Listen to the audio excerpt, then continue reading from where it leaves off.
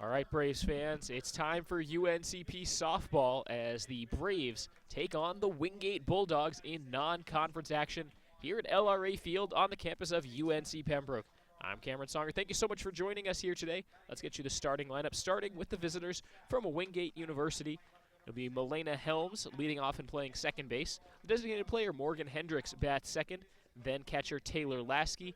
Misty Duran at third base hitting cleanup. Jordan Wilson in right field and batting fifth. Junior shortstop number 21 Katie McLaren at shortstop and batting sixth.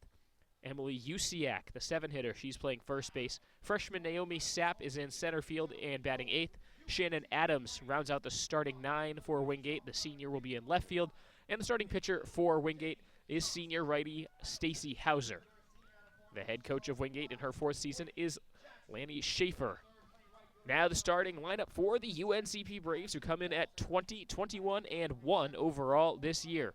Jamie Johnson, the sophomore, leads off and plays third base. Then it's senior center fielder Whitney Jackson, junior right fielder Abby Walters, sophomore shortstop number 6 Taylor Gerhart is in the cleanup spot. Freshman first baseman number 22 Savannah Melvin bats fifth. Then catcher number 9 Tony Nelson. Carly Brooks is the designated player. She's a sophomore and wears jersey number 4. Lexi Cox will play left field and bat eighth. Senior second baseman number 11 Morgan Davis will bat ninth. And in the circle today for UNCP, right-handed pitcher number 15 Katie Saunders. Head coach of the Braves is Brittany Bennett. She's assisted by Kristen Hobbs, Bree Hartley, and Neil Smith. National anthem time here at LRA Field. Take a quick break, and when we come back, first pitch at LRA Field. It's the Braves and the Bulldogs, UNCP softball.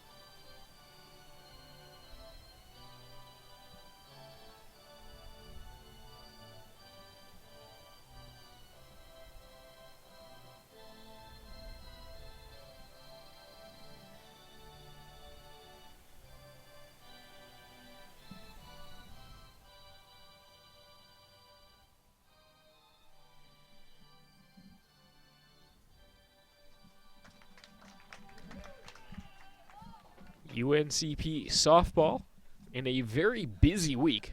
They played on Sunday against Georgia College, split a pair of Peach Belt Conference games there. They also played Monday, took both games against Augusta. This is the only non-conference game week, but the Braves playing 5 home doubleheaders in a 7-day stretch this weekend. They'll be playing host to Flagler and Armstrong State. The Pirates of Armstrong State coming in on Saturday night. They're ranked number 17 in the country. We'll have all of those games available right here on the Braves YouTube channel. So you're in the right place. And I believe there's a way you can set a reminder for yourself to tune into those games. See the scheduled events on our YouTube page as well. But for now, a gorgeous afternoon for some softball. Slightly chilly, not too much of a breeze. It's 61 degrees right now in Pembroke, so unseasonably cool for an April afternoon. This is a rescheduled game from earlier in the year, last month, where the Braves and Bulldogs were rained out. But coming back down here, the Bulldogs, opportunity to take on the Braves here once again. The team split a doubleheader last year. In 2014, the Bulldogs took 2 out of 3 from UNCP. The all-time series has been pretty much all Wingate. 30-9 is the all-time series lead for the Wingate Bulldogs. Milena Helms will lead off for Wingate. against UNCP's Katie Saunders in the circle. We are ready to go. Helms digs in. The senior has a .406 batting average, 43 hits, 5 doubles, 6 triples, and 7 home runs. Also 21 runs batted in. She swings at the first pitch, pops it up to the left side. Cox fights off the sun, makes the catch. 1 pitch and 1 out. That's good news for UNCP. Katie Saunders knows that she'll be pitching an awful lot this week, and every opportunity she has to get quick and easy outs is good news for the Braves. Now Morgan Hendricks, the designated player, sophomore, hitting .297. She swings at the first pitch, grounds it to short. Gerhardt, the throw to first, is in time, and there's quickly 2 away. So these Wingate batters barely have time to get their bearings, get set. They're swinging at the first pitch and making outs. I suppose the flip side of that is that they're very confident in their ability to hit the ball against Katie Saunders. This will be the only meetings this year between the Braves and the Bulldogs. Regional rivals who play in just about every sport. Softball, no exception. First pitch to Taylor Lasky, called a strike. Lasky's a senior. She'll be behind the plate for the Bulldogs, and a .438 hitter with the bat in her hands. 35 hits, including 6 home runs, and 5 doubles. Takes again there, strike 2 called.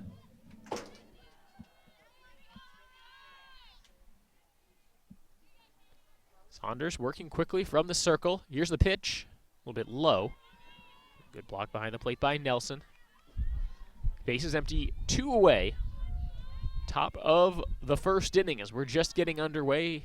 It will be a full afternoon of UNCP softball.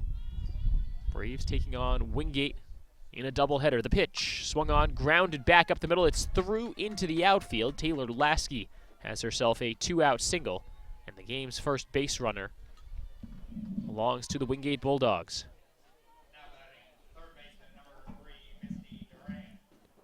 Taylor Lasky picking up her 36th hit of the year.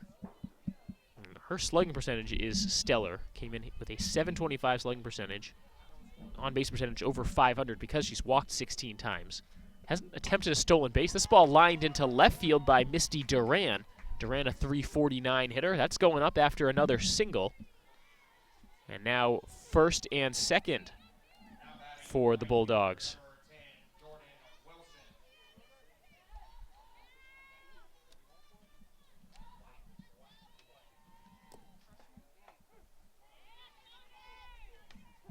So it's Jordan Wilson now. Right fielder is a .367 hitter.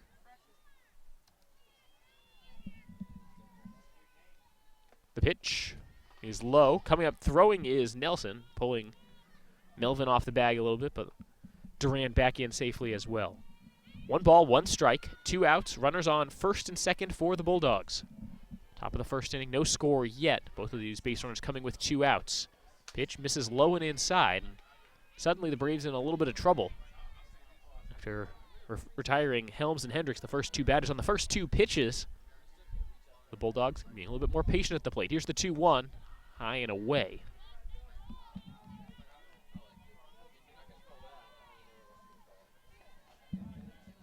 Jordan Wilson, a little bit of extra base power, 7 doubles and 1 triple on the year. She swings, hits this ball in the air to shallow center field. On the run, the diving catch made by Jackson.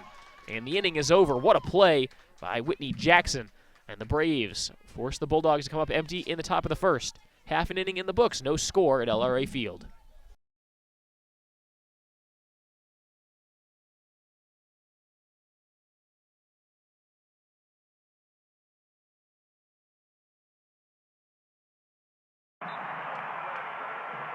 What you've gained as a student will be just as important to you as what you did as a player. As long as you know that you made the effort to do the best of which you're capable, there's no failure. Success on 3. There are over 400,000 NCAA student athletes. And just about all of us will be going pro in something other than sports.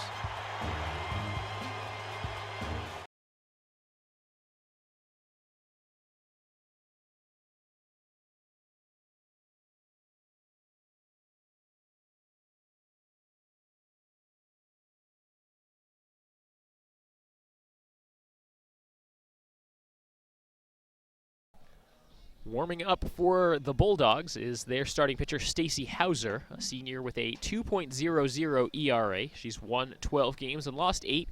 This is her 22nd appearance and 16th start. She has 13 complete games across 115 and two-thirds innings pitched, 83 hits, 43 runs allowed. Just 33 of them have been earned. She struck out 76, but walked 30. Or she struck out 76, walked 37.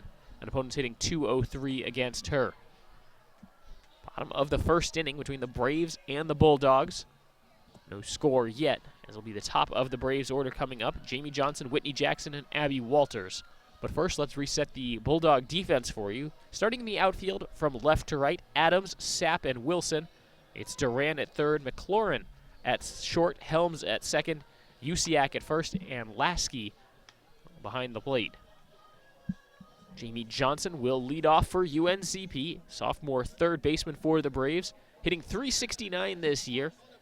She's started in every game thus far for UNC Pembroke. 52 hits, 14 doubles, and 5 home runs. She also is second on the team with 21 stolen bases. And she's only a sophomore. Good news for this UNCP program. Righty-righty matchup as Hauser's ready to deliver the first pitch against the Braves here today, and it goes high and inside.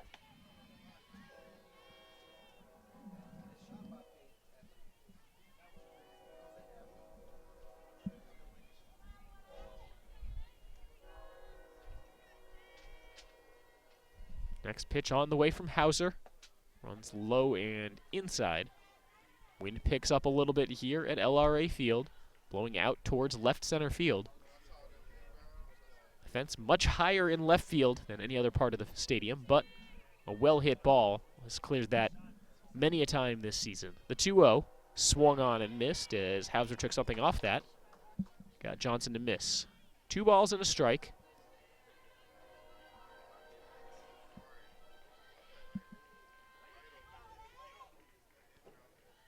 Next pitch from Hauser. Bunt shown, laid down towards the right side, stops right in front of the plate, and the throw over to first is in time. Lasky with the quick reaction from behind the plate, snapped throw over to Usiak at first, and there's 1 out. So it's Whitney Jackson's turn to hit now. The senior owns a .318 batting average, has 42 hits and 132 at-bats, 6 doubles, a triple, and 2 home runs. So has 12 runs batted in. She swings at the first pitch, launches it through the middle, and into center field it goes. A 1-out single for Whitney Jackson, and the Braves have their first base hit today.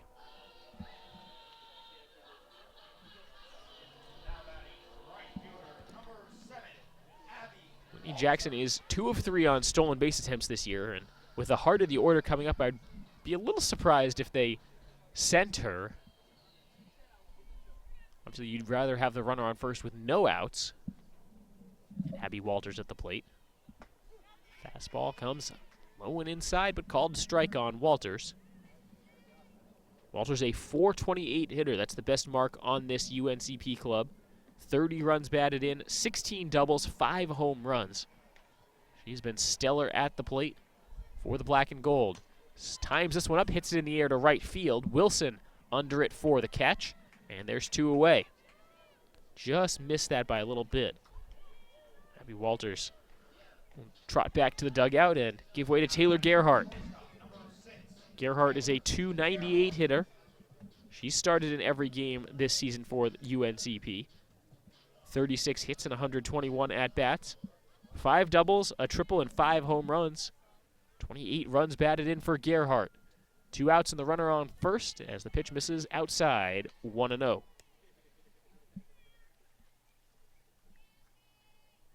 Gerhardt at the plate, Melvin on deck. Whitney Jackson stands on first. Here's the pitch from Hauser.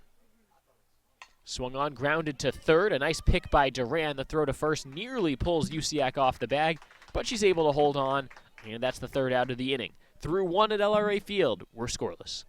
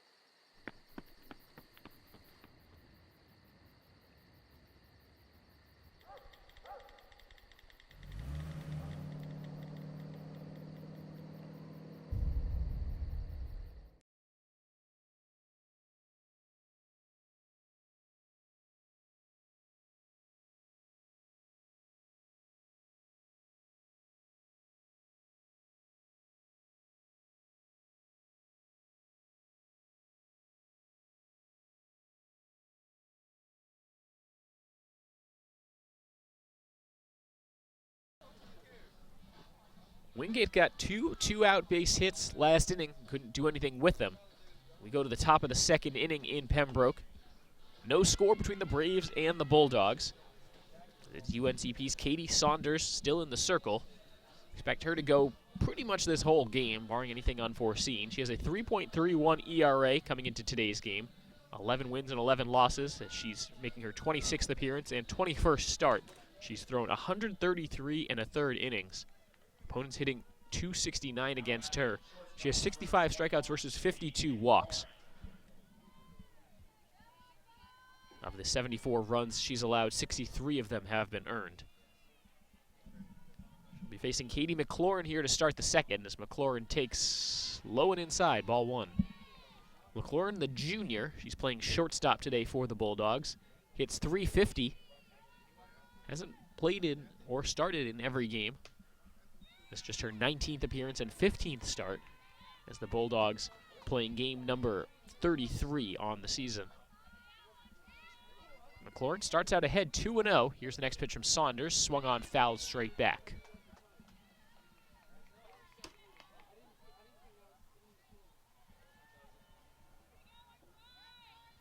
McLaurin has 14 hits this year. 2 of them have been long balls.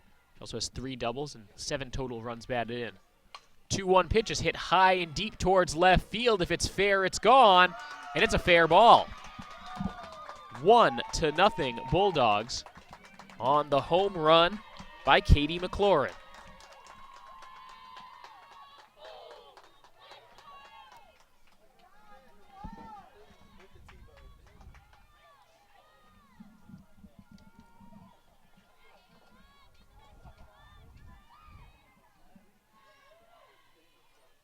Meeting in the circle for UNCP's infield after one mistake pitch from Katie Saunders, and Katie McLaurin pounced all over it. The junior picking up her 3rd home run of the year. Her 8th run batted in. Now Emily Usiak, senior first baseman, a .309 hitter, takes there, called ball one.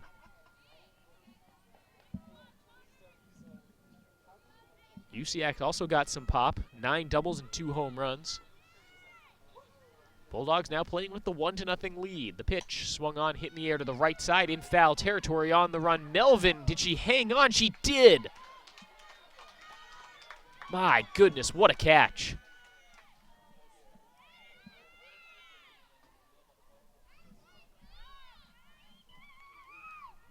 One away now, and Naomi Sapp comes to the plate. After a stellar diving catch by Savannah Melvin in foul territory. Swing and a miss there at the first pitch to Sapp. The freshman hits .409 from the left-handed batter's box. Second best mark on this Bulldogs team. Swings through that one and misses and goes behind 0-2. Strikeouts are pretty rare for her. She struck out 10 times in 93 at-bats. Saunders would like to pick up her first K of the day. This one swung on and fouled back into the net.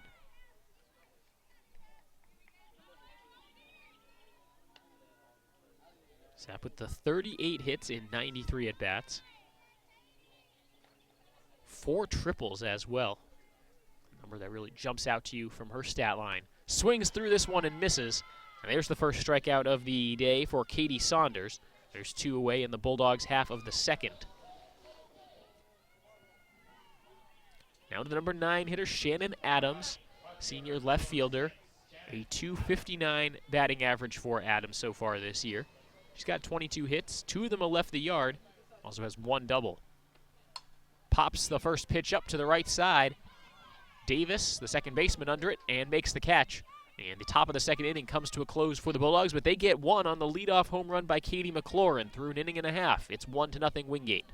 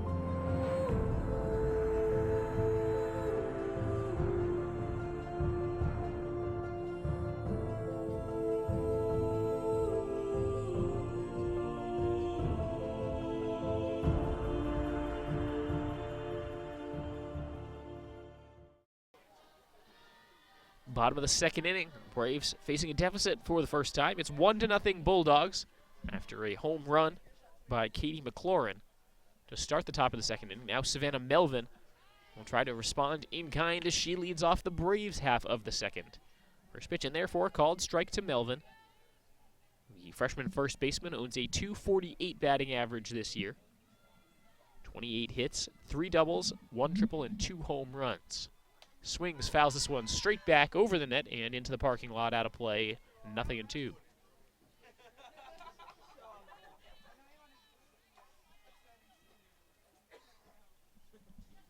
The first of a 2-game doubleheader, UNCP and Wingate.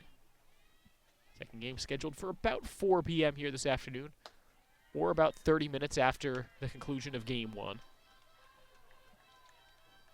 Now on Monday, there was a doubleheader between the Braves and the Jags of Augusta University, and the first game was 1-0. The Braves won, and that second game started right on time. Basically 2 hours after the first pitch. This ball skied out to left by Melvin. A long fly, and the catch made by Adams in left field. A little bit too much hang time on that one for Savannah Melvin. And she is retired to start the Braves second. So it brings up Tony Nelson, the Braves catcher. Nelson is a sophomore and a .328 hitter. 116 at bat. She's got 38 hits this year. 7 doubles, 2 home runs, and 25 runs batted in. She swings and hits this ball in the air to shallow center field. Sapp comes charging in. It drops right between her, McLaurin, and Helms into no man's land, and to 1-out single for Tony Nelson. Not the best hit ball for Tony Nelson this year, but the Braves pick up the single. Carly Brooks now comes up to hit. Brooks hitting just .111 this year, 5 hits and 45 at-bats. He's not been an everyday player for this Braves team. She takes on the inside corner there for a called strike. Nelson over on first hasn't attempted a stolen base this season.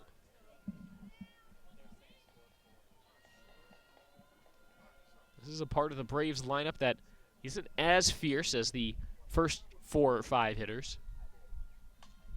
They're still capable of getting it done. This ball fouled off to the left side, and it drops quickly enough that Duran can't make the catch. But it is strike 2. No balls and 2 strikes to Carly Brooks, the Braves' designated player in today's Game 1 lineup.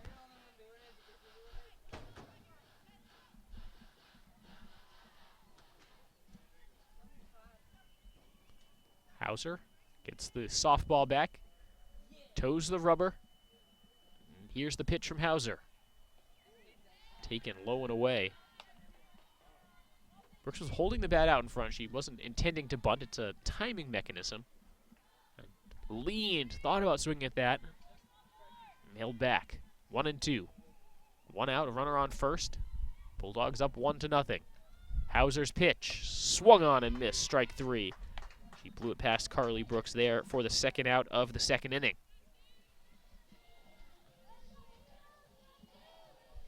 Brooks gives way to Lexi Cox, the left fielder today for the Black and Gold. Sophomore owns a .202 batting average on the season. 11 runs batted in, including 2 home runs. Braves could use one of those right now. Nelson on first with 2 away.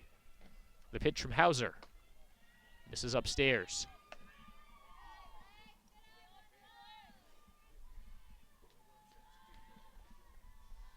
Cox this season, she's been hit by a pitch 5 times.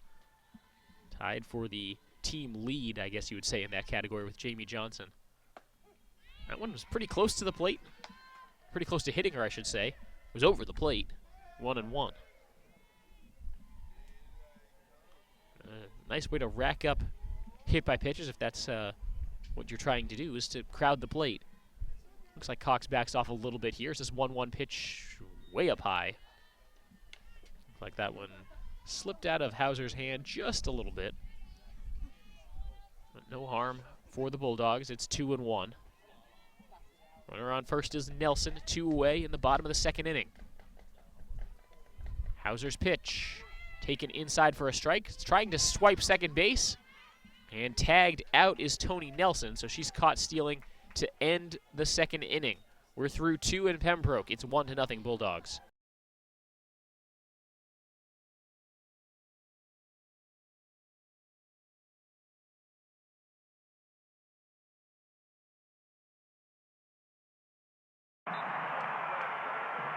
What you've gained as a student will be just as important to you as what you did as a player. As long as you know that you made the effort to do the best of which you're capable, there's no failure. Success on 3. There are over 400,000 NCAA student athletes. And just about all of us will be going pro in something other than sports.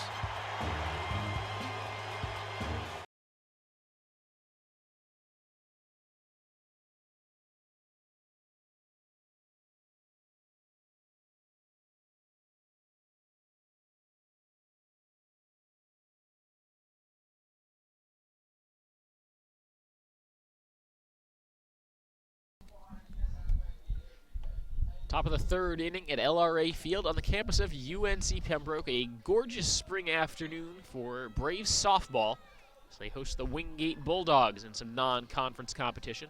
I'm Cameron Songer. Thank you for joining us on the Braves Broadcast Network. 61 degrees, not really too many clouds in the sky. Breeze blowing out to left center field in Pembroke. Top of the order for the Bulldogs to start the third as they have a 1-0 lead. It'll be Milena Helms, Morgan Hendricks, and Taylor Lasky. And to start things off, it's Milena Helms, senior from Concord, North Carolina, and a transfer from USC Upstate. Wingate actually played yesterday. They swept Coker 6-1 and 9-0. And in those games, Helms was 5 for 6 at the plate yesterday with 1 home run. She's 0 for 1 so far today.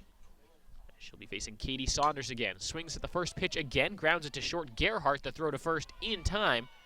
And just like Wingate started the first inning, their leadoff hitter swinging at the first pitch and making it out. So now it's Morgan Hendricks' turn. Hendricks grounded out in her first at-bat in the first inning. Hendricks is a sophomore from Mocksville, North Carolina. Davie County High School. Swings at the first pitch again. This time it's foul and out of play off to the left side.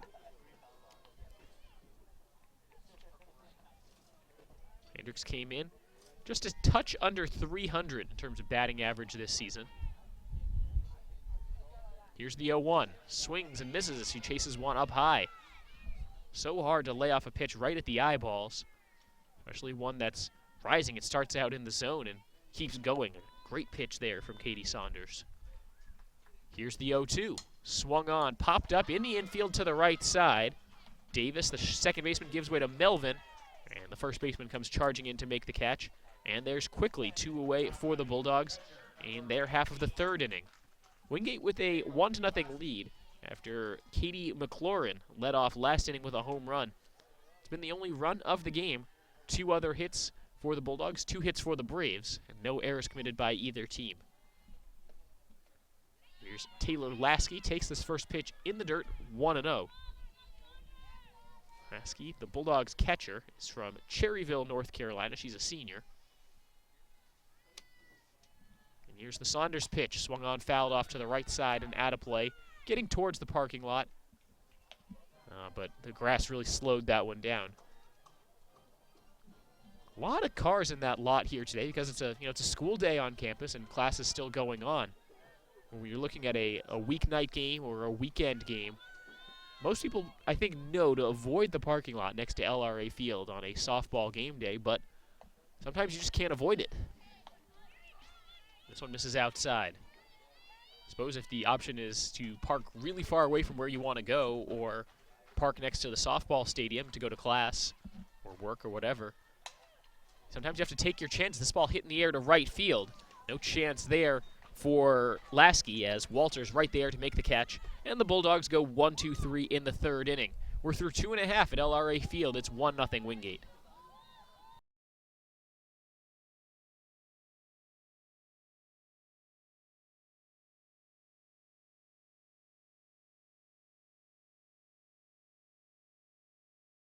We often get the question, where does the money go?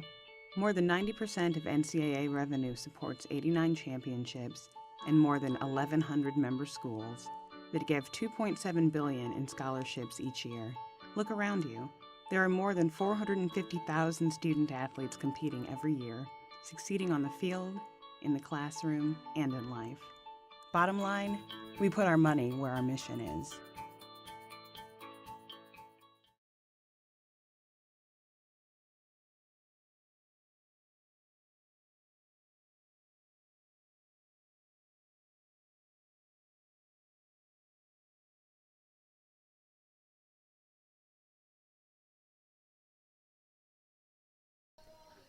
Eight, 9, and 1 due up this inning for the UNC Pembroke Braves as they trail the Wingate Bulldogs 1-0. Bottom of the third inning at LRA Field.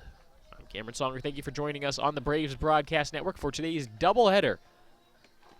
Non-conference action between the Braves and the Bulldogs. Lexi Cox will lead off. She was at the plate last inning when Tony Nelson was caught stealing to end the inning. So Cox actually got to see a couple pitches from starting pitcher from Wingate, Stacey Hauser. Let's see if that actually helps her out. Gives her a little bit of an advantage. Now the count will be fresh at no balls and no strikes. Lexi Cox will dig back in. So Cox at .202 in terms of batting average this season. 17 hits in 84 at-bats. Got 2 home runs and 11 runs batted in. So we begin the bottom of the third inning in Pembroke. Hauser delivers the pitch. It's swung on, grounded to the left side. A slow roller. McLaurin at short. The quick throw over to first is in time, and there's one away. Haven't seen a lot of very well-hit balls in this game. There's been 4 singles and 1 home run. The 1 home run was obviously pretty well hit. Very nearly foul along the third baseline in towards the left field corner on that solo home run to lead off the second by Katie McLaurin. Other than that, it's been mostly bloop hits for both teams. This ball fouled off to the left side, now to play by Morgan Davis. Number 9 hitter for the Braves, the senior second baseman with a .272 batting average. She's got 25 hits, just one of them for extra bases, so she is a pure singles hitter. The 0-1. Curveball, strike 2.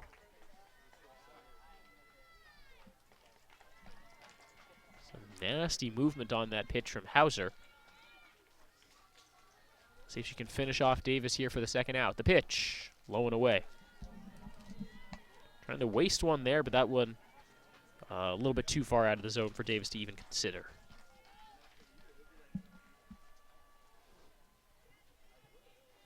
One ball, 2 strikes, 1 out, bases empty.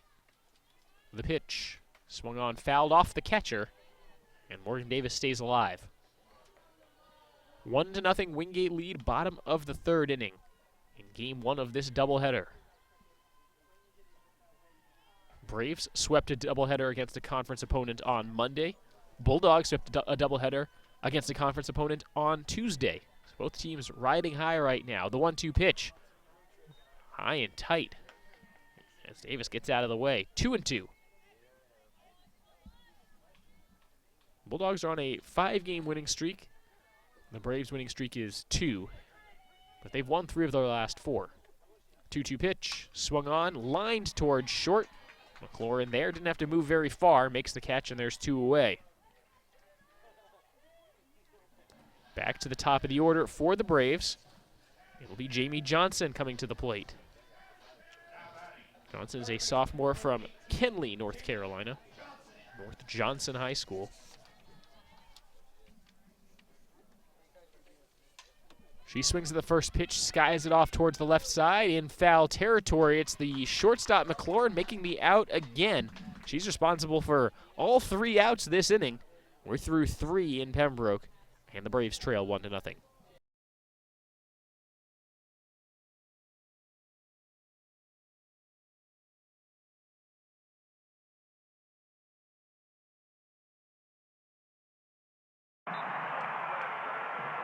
What you've gained as a student will be just as important to you as what you did as a player. As long as you know that you made the effort to do the best of which you're capable, there's no failure. Success on 3. There are over 400,000 NCAA student athletes.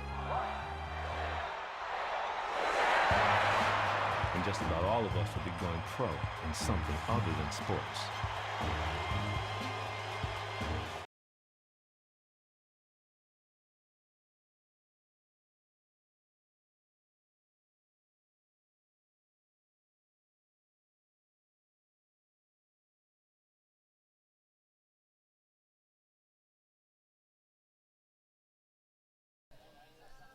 Top of the fourth inning, and the Bulldogs will send the middle of their order to the plate to face Braves starter Katie Saunders. Wingate already owning a 1-0 lead in this game.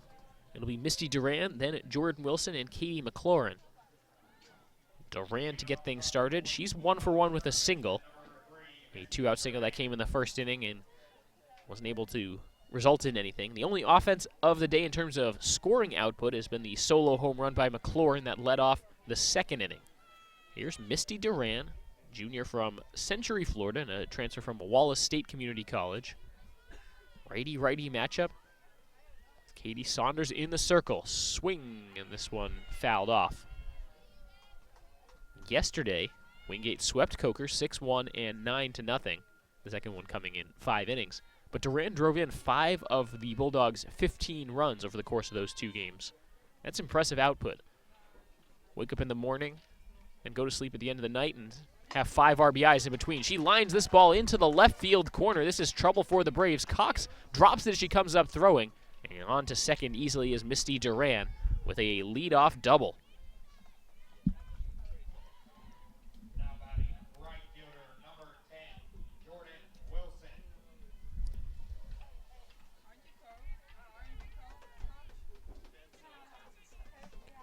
So Duran stands on second base. This ball hit to the right side and caught on the run. This man of Melvin making the play, and Jordan Wilson is retired.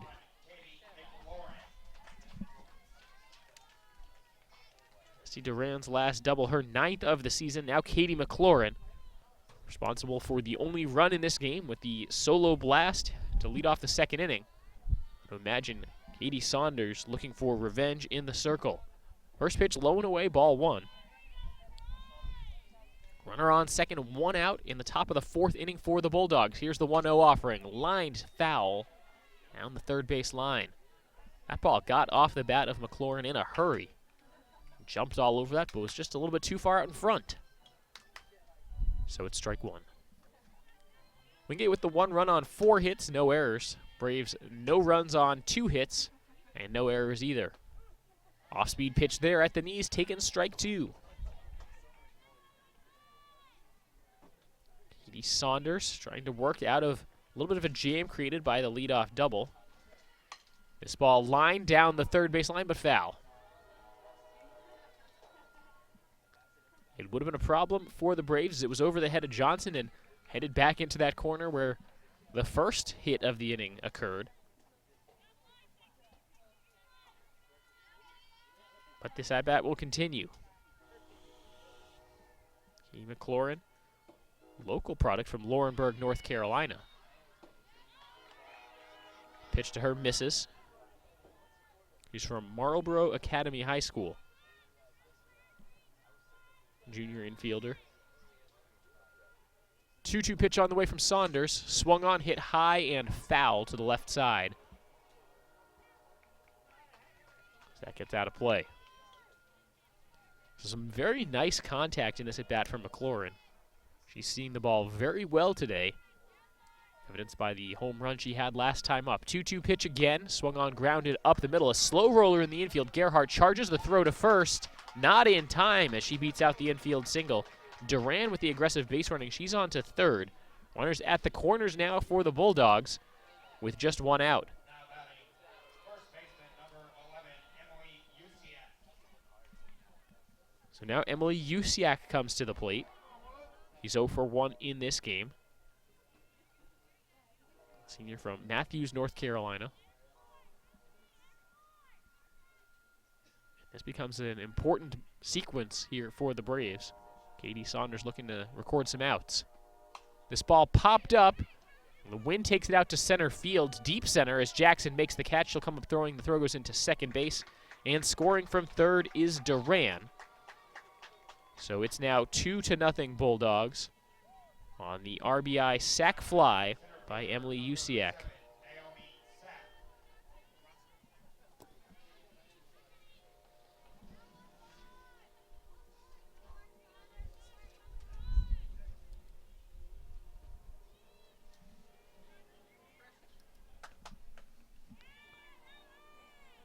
This one swung on and missed by Naomi Sapp. She's at the plate with a 2-0 Bulldogs lead.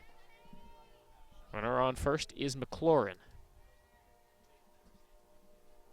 The 0-1 misses low and away. The snap throw back over to first. But back in, standing up is McLaurin.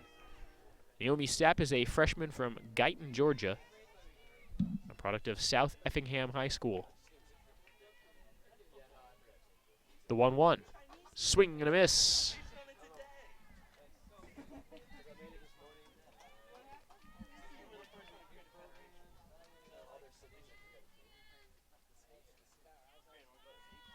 The 1-2 from Saunders popped up behind home plate, over the net, and into the bleachers. So Wingate used a home run in the second inning to get their first run. Sort of small balling their way to this run. Yeah, or leadoff double by Duran, then McLaurin infield single, and then an RBI sac fly by Usiak. But the inning comes to a close after Sapp strikes out. But the Bulldogs double their lead. It's 2-0. After 3.5 innings of play, we'll be right back.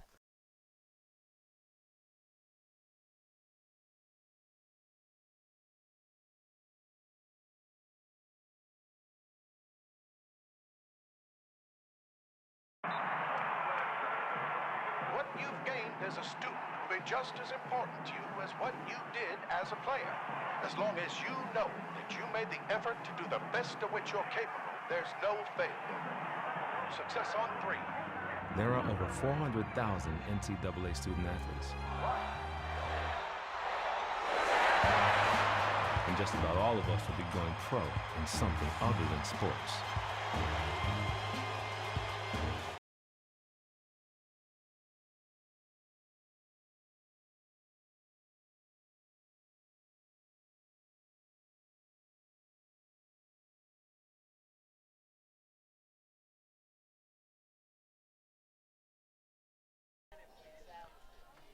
Braves come to bat in the bottom of the fourth inning. They face a 2-0 deficit against the visiting Wingate Bulldogs from out of the SAC. These are non-conference opponents, but they play just about every year. Last year they split a doubleheader. The year before, Wingate took 2 out of 3 against the Braves. They played a doubleheader, also met once in a tournament setting.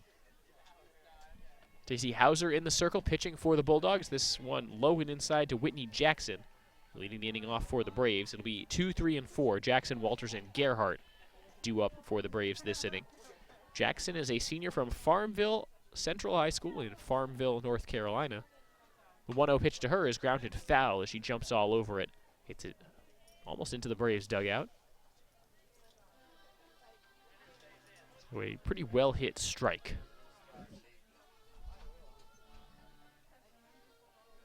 One ball, one strike as the Braves look to try to figure out Stacey Hauser as they get their second trip through the batting order rolling. The 1-1 pitch. Bunt shown, pulled back as it misses high.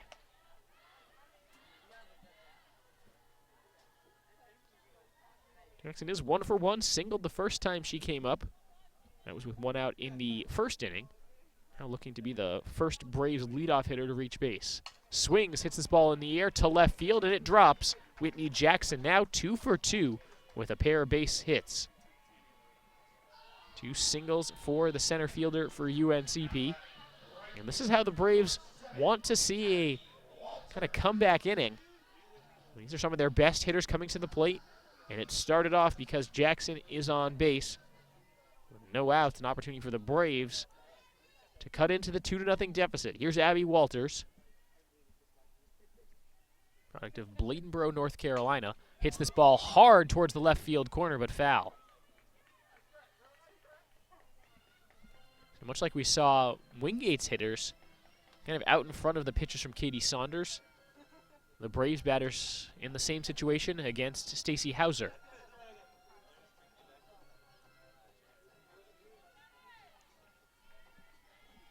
Jackson is on first.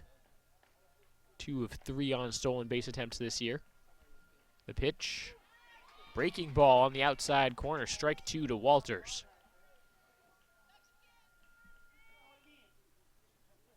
Got to be careful with those if you're Hauser. You leave it over the plate. Walters, Gerhardt, and Melvin, the next couple of hitters, they will absolutely crush it. The 0-2 in the dirt. A good block by Lasky. But it's ball 1.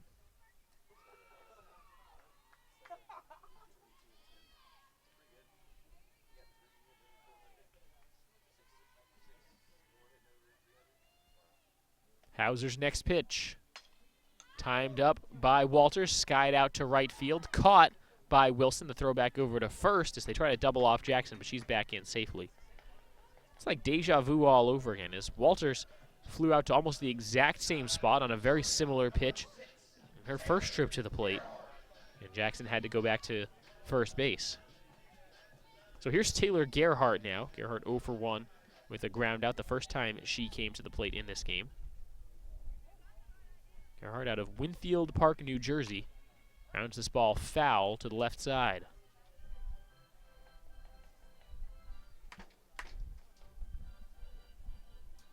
Gerhardt, again, very close to 300. She's at 298. That's her batting average coming into today's game. Jackson over on first. The 0-1 pitch. Swing and a miss by Gerhardt. 0-2. Wingate with a 2-0 lead. Bottom of the 4th inning at LRA Field under sunny skies in Pembroke, North Carolina. Here's Hauser's next pitch. Swing and a miss on the breaking ball. And Gerhardt is retired for the second out of the inning. Another big breaking ball there by Stacy Hauser, and Gerhardt was not able to connect with it. So it's Savannah Melvin's turn to try to do something with that leadoff base runner. Brittany Jackson with the single to get the inning started, but the Braves haven't been able to move her along. Savannah Melvin is 0 for 1 at the plate in this one. Freshman from Fayetteville, North Carolina, takes there 1-0.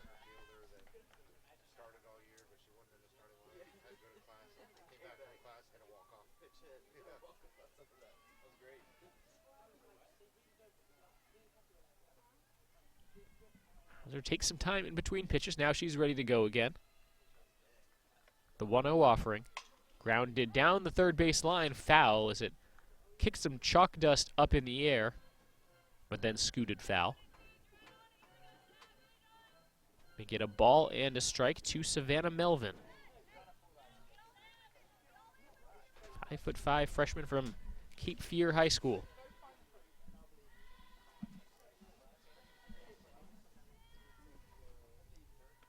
The 1-1. Curveball in the dirt. Going was Jackson. There won't be a throw. She takes second. It was a great pitch to go on in the first place, and she got a good jump, and then it was in the dirt. Lasky didn't really handle it cleanly. Results in no chance to try to get her. 2-1 pitch coming up to Melvin. Here it comes. And there it goes out towards left field. It's hit high and deep, and it's gone. A 2-run home run for UNCP, and it's all even. Savannah Melvin goes yard.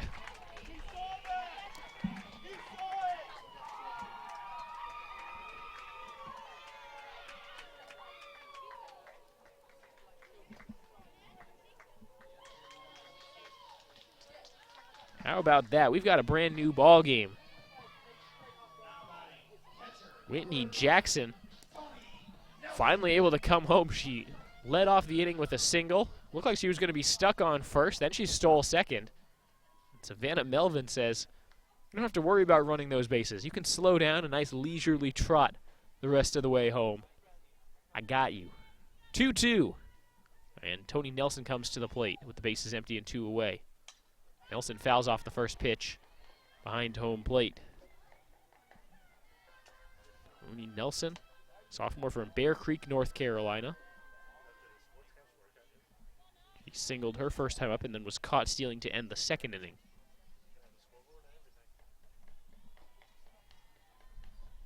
The 0-1. Up high.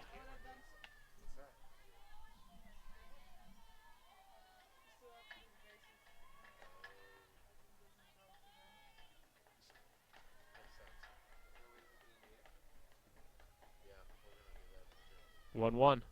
Swung on, hit foul to the right side, and that'll get out towards the parking lot. And that one had eyes that avoids a handful of parked cars.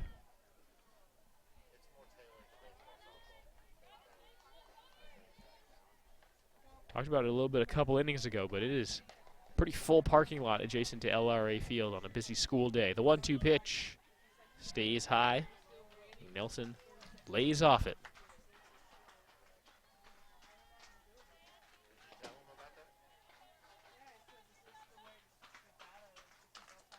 Two balls, 2 strikes, 2 outs. The base is empty. In a tie ball game, this one fouled off as Nelson stays alive.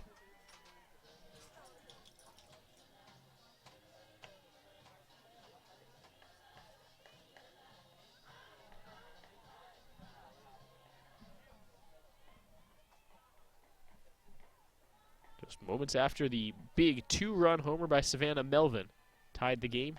This one called strike 3 on Tony Nelson. And the bottom of the 4th inning comes to a close. But the Braves do tie the game. We're through 4 innings at LRA Field.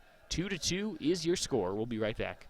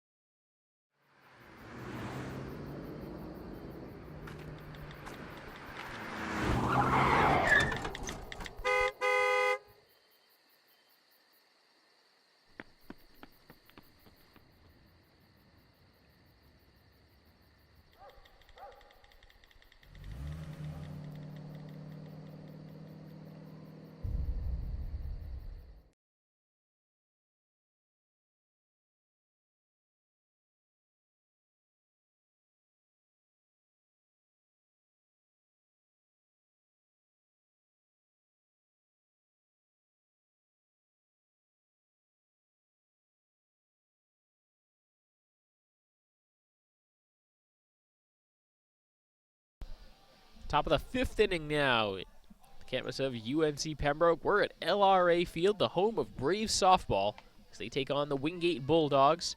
Game 1 of a doubleheader on the Braves Broadcast Network. I'm Cameron Songer. Thank you for joining us. Shannon Adams will lead things off for the Bulldogs, then back to the top of the order with Helms and Hendricks.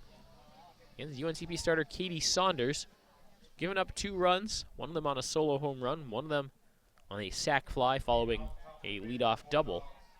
That was last inning. It looks like the offense is starting to warm up a little bit on a slightly chilly day. It's about 61 degrees in Pembroke, North Carolina this afternoon. Here's Shannon Adams. She's 0 for 1 in this game, the senior from Eden, North Carolina.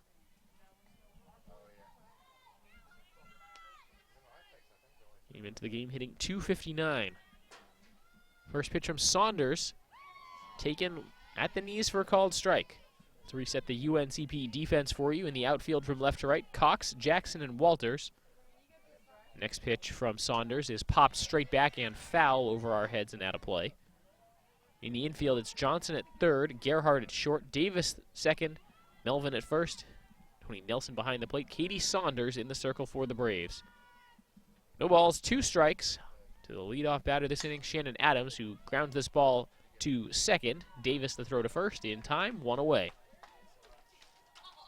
Pretty well hit ball there by Adams.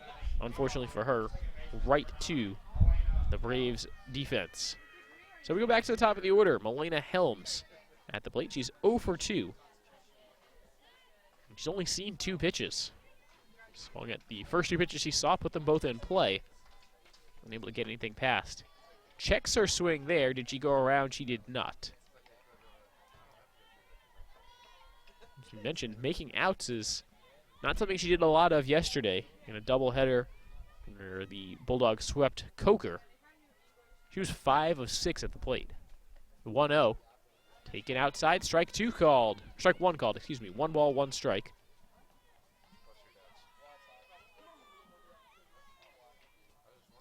Bulldogs with 5 hits, Braves with 4. No errors for either team in a 2-2 ball game.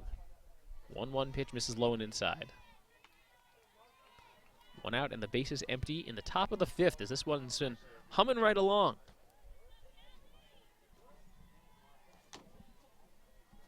The 2-1. Swung on, hit in the air to the right side. It drops foul. Walter's on the run, and that was not foul by much. Probably about a foot away from the first base line in right field. Now, granted, Walters didn't miss that one by much either, and if that had been fair, she would have been very close to getting to it. 2-2, Saunders pitch, misses low and inside.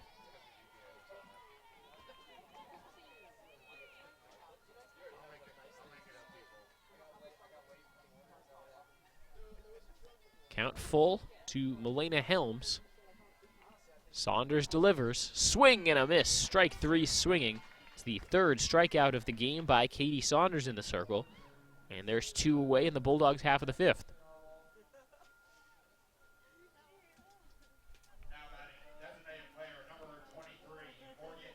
So now it's the designated player, Morgan Hendricks. She's 0 for 2 in this one.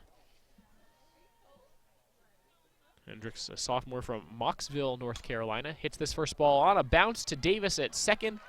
Drops to her knee, makes the catch, and throws over to first. 1, 2, 3 go the Bulldogs in the 5th. Braves coming up to bat. We've played 4.5 innings, tied up at 2 at LRA Field.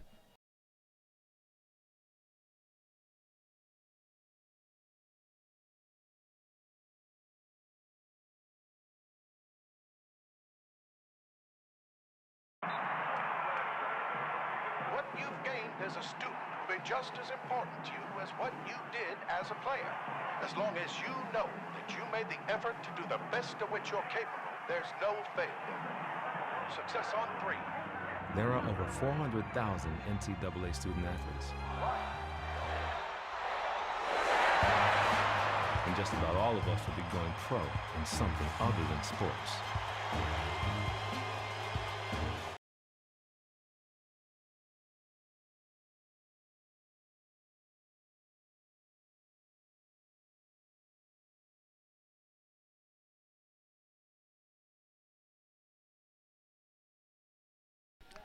Seven, 8, and 9 do up this inning for UNCP. Carly Brooks, Lexi Cox, and then Morgan Davis. So we begin the bottom of the 5th inning at LRA Field on the campus of UNC Pembroke. Regional non-conference rivals, the Braves and the Wingate University Bulldogs. Bulldogs 21-10 this year.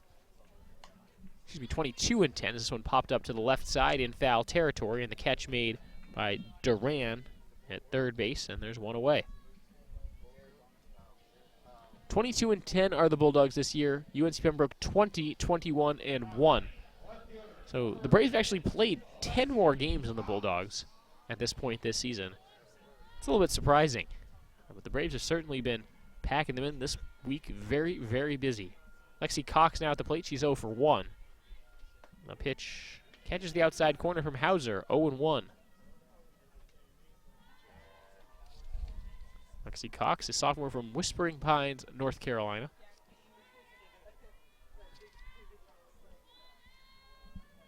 And here's Hauser with the 0-1 pitch, way up high and all the way to the net in the air. You could say that was nothing but net, but you'd be talking about the wrong sport. 1-1, 1 out, bases empty, bottom of the 5th, tie ball game at 2 apiece. Looking for some late game heroics here as we come down the stretch for one of these teams. 1-1 pitch, swing and a miss.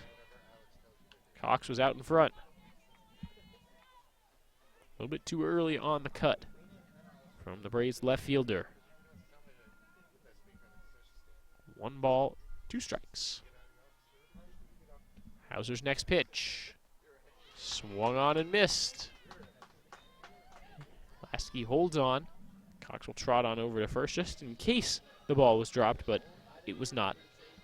And it's the third strikeout today by Stacy Hauser in the circle. To the number 9 hitter we go, Morgan Davis for UNCP. She's a senior from Winterville, North Carolina. Takes into the left-hand batter's box. Only lefty in the batting order today for the Braves. She fouls his first pitch off behind home plate.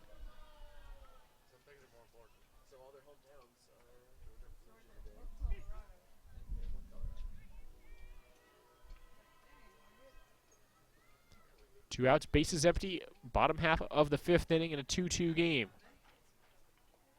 A two-hopper to the catcher this time. And again, Hauser looked like that slipped out of her hands. But the second or third time we've had a pitch from Hauser that's hasn't been all that close.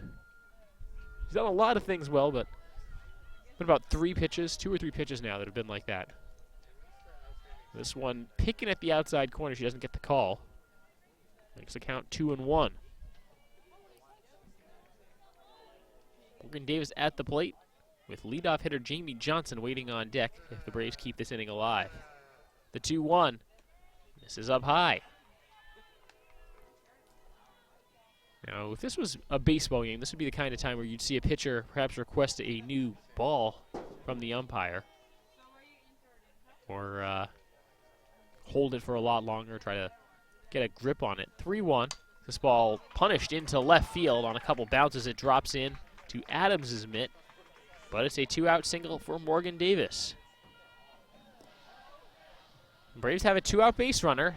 As the lineup turns back over, Jamie Johnson now comes to the plate. She is a capable hitter coming into today's action, hitting .369.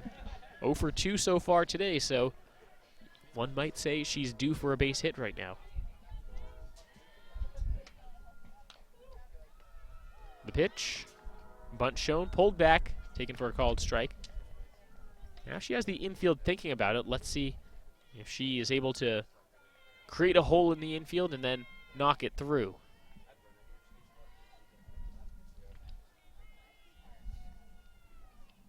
Davis over on first hasn't attempted to steal a base this year. Johnson swings, fouls this one straight back, 0-2.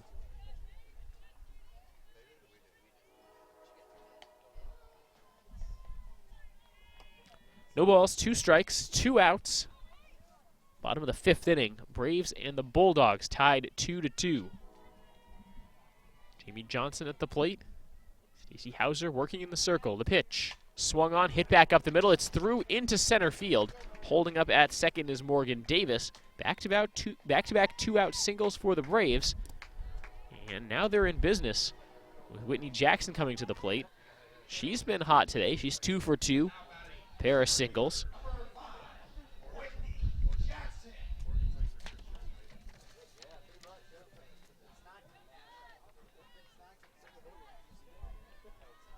Jackson at the plate now.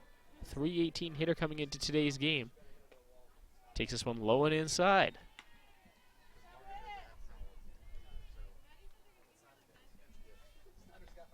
Jackson does have 2 home runs this season. The wind blowing hard out towards center field right now.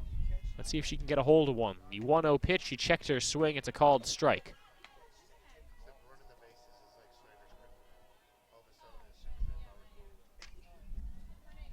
Runners on first and second, 2 outs, bottom of the 5th. The 1-1. Taken low.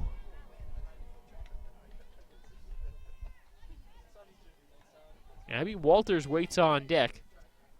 If the inning continues past her, then it would be Taylor Gerhardt getting into some dangerous bats here in the middle of the Braves order.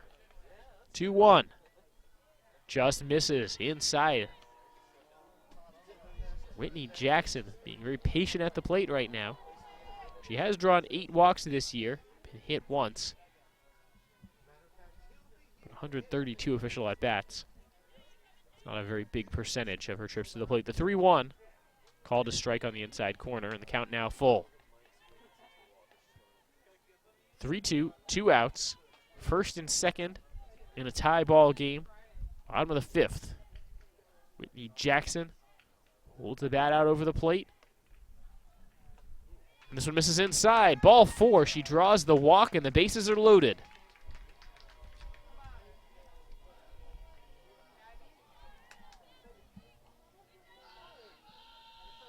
Abby Walters to the plate. The junior is the Braves' top hitter this year. She's 0 for 2 with a pair of flyouts so far in this game. Came in hitting .428 with 30 runs batted in. And the bases are juice. She takes strike one.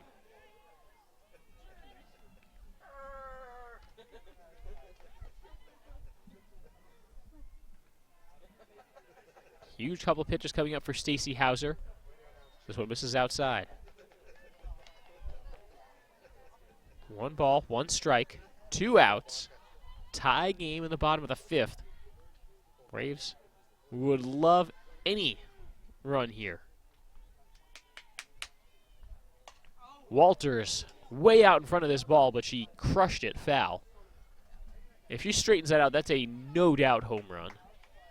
Instead, it's a very long strike two.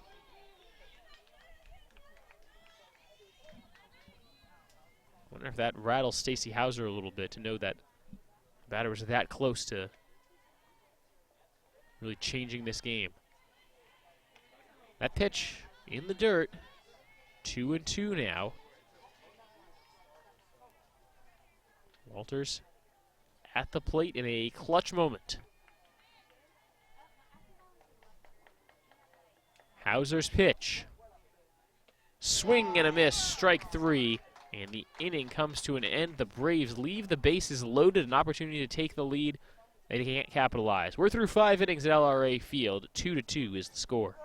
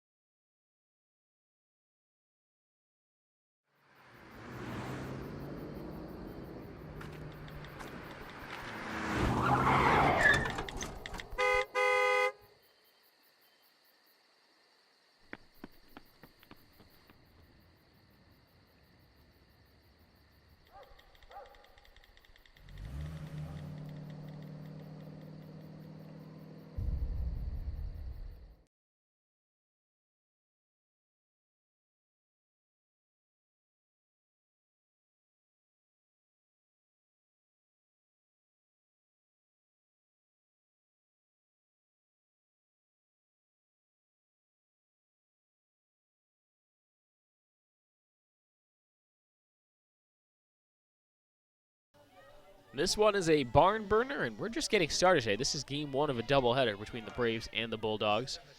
This will be 3, 4, and 5 coming this inning for Wingate. Lasky, Duran, and Wilson, and what might be one of their best chances to try to come back. They don't have much momentum right now. The Braves able to come back after the Bulldogs took a early 2-0 lead. UNCP came storming back on a Savannah Melvin 2-run homer. But the Bulldogs were able to escape a bases-loaded jam last inning. So, now it's the number 3 hitter, Taylor Lasky. She's 1 for 2 at the dish so far today. Katie Saunders getting back to work in the circle. And the pitch. Swing and a miss.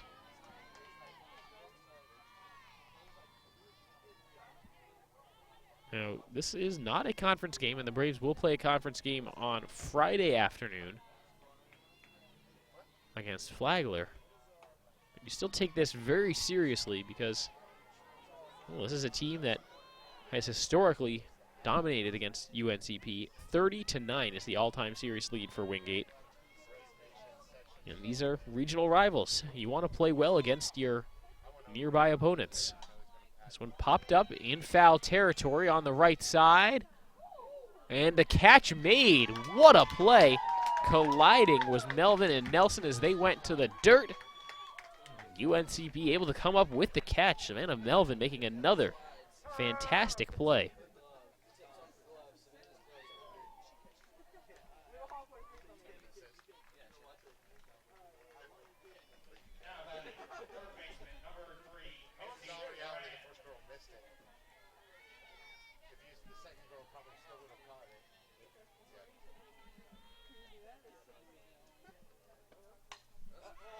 This ball scolded towards the left field corner. It's foul.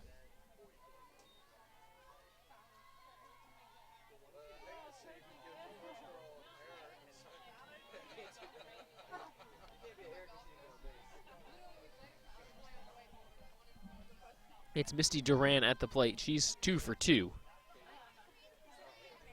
Behind 0-1, 1 out.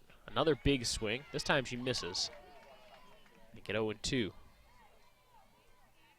Katie Saunders exhibiting a very nice command of the strike zone here. 3 strikeouts, no walks so far today. 0-2 pitch on the way. Popped up behind home plate. This is over the net and into the bleachers.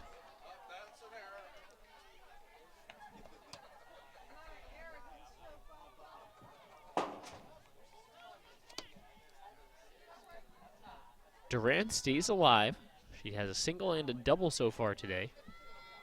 After her double, she came around to score in the 4th inning. That was a leadoff double. Saunders wastes one there, high and away.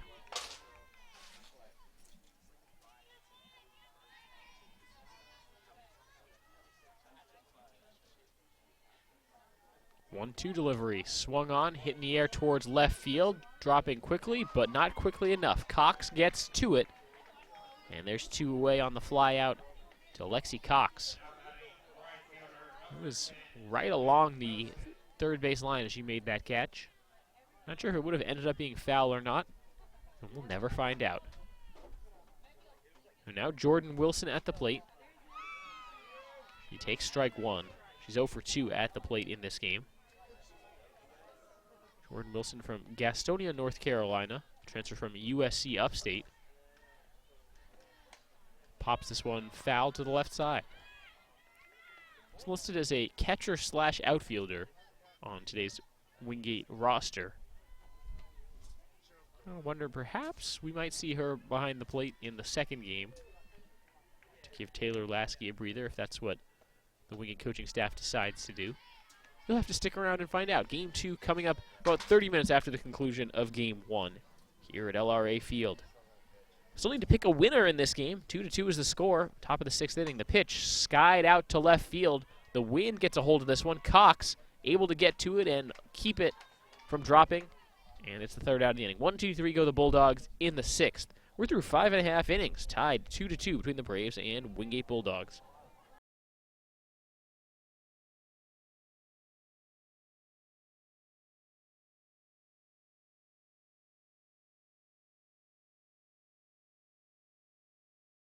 We often get the question, where does the money go? More than 90% of NCAA revenue supports 89 championships and more than 1,100 member schools that give $2.7 billion in scholarships each year. Look around you. There are more than 450,000 student athletes competing every year, succeeding on the field, in the classroom, and in life. Bottom line, we put our money where our mission is.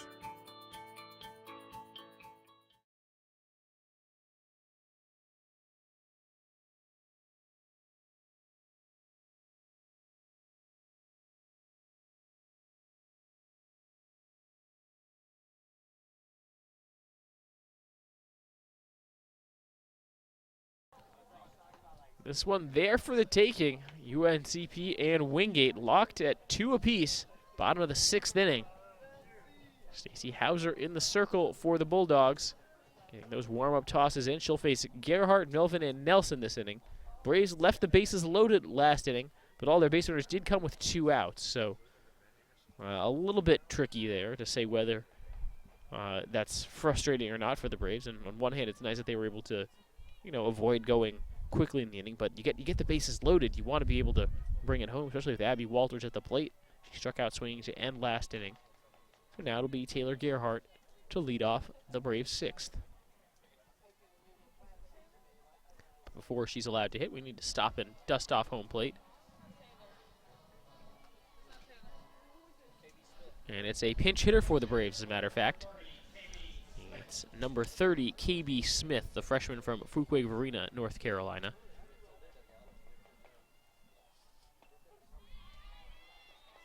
Smith takes strike 1 as she gets started in the 6th inning. KB Smith, a 192 hitter this year. She's got 5 hits and 26 tries.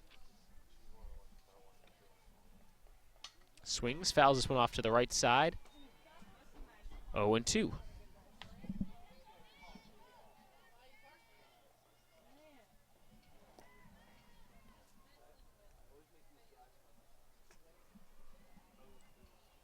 Hauser with the next pitch.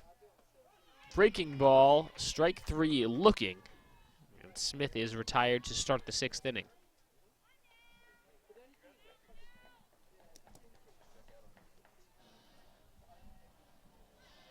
A little surprised that Taylor Gerhardt wasn't the one taking that at bat, but there's usually a method to Coach Brittany Bennett's madness. Sometimes it's not immediately apparent to spectators, fans of UNCP softball, but she's got a plan. Orchestrating a pretty big turnaround of this UNCP softball program. Coach Bennett in her 3rd season at the helm of the UNCP softball program. Savannah Melvin now at the plate, and before she'll have a chance to swing, Wingate wants to talk this one over. They know how dangerous Savannah Melvin can be. She's responsible for both runs the Braves scored on the 2-run homer last time she came up in the 4th. For Melvin, it was her 3rd home run of the year, and RBIs number 17 and 18. Bases are empty right now, bottom of the 6th, 1 out. 2-2 is the score. Braves have 1 more hit than the Bulldogs, 6-5 in that column, and neither team has committed an error. It's been a pretty well played, low scoring, but entertaining game that unless there's a lot more of these kinds of strategic meetings between coaches and players, has been on a pretty good pace, which is good news because there's another game to follow this one. Hauser's pitch catches the outside corner, called strike 1 to Savannah Melvin.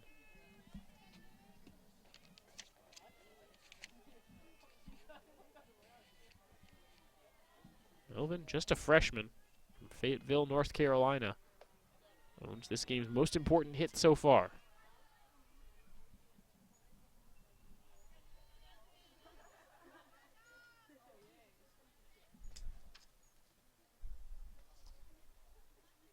Hauser with the 1-1. Not this time. Tried to go low and away again. Couldn't get this call.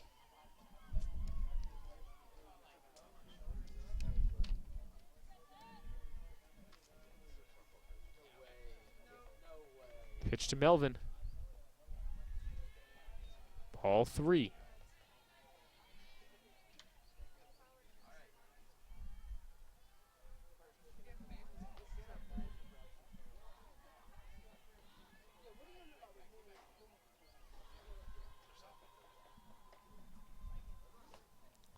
Ball 4 is they pitch around Savannah Melvin. It's the 2nd walk of the day from Stacy Hauser.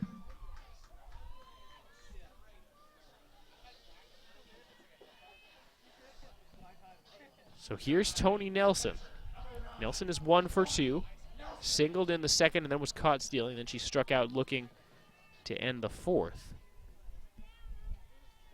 Now a runner on base, 1 out.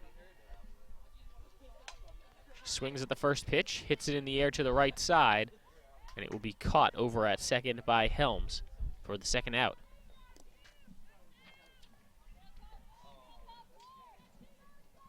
Carly Brooks now comes to the plate.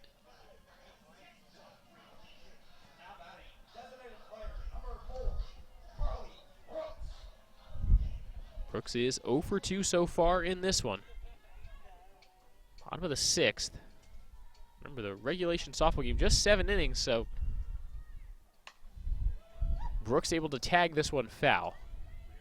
So, to finish that thought, a run here for the Braves would be very, very helpful, as the Bulldogs would only have 3 outs to try to equalize.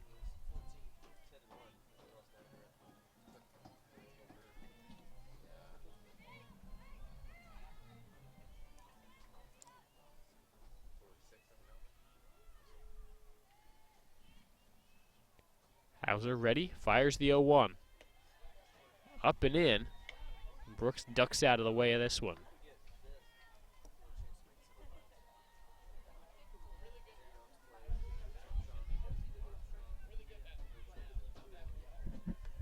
The pitch just misses. 2 balls and a strike to Carly Brooks. Runner on first is Melvin. Melvin is 2 of 4 when she tries to steal bases this year. The pitch, swung on, fouled off to the left side as Brooks got an awful lot of that pitch.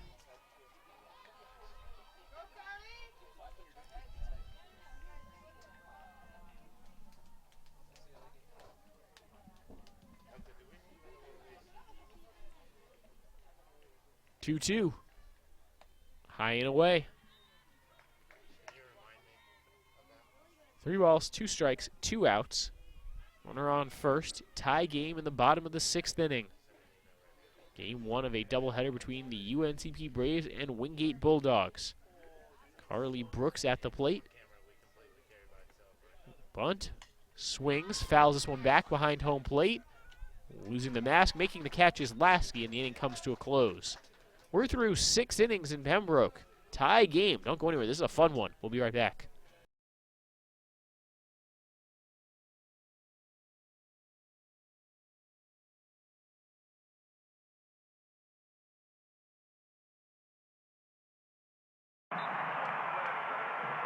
What you've gained as a student will be just as important to you as what you did as a player.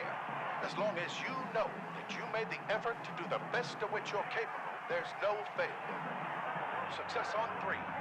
There are over 400,000 NCAA student athletes. And just about all of us will be going pro in something other than sports.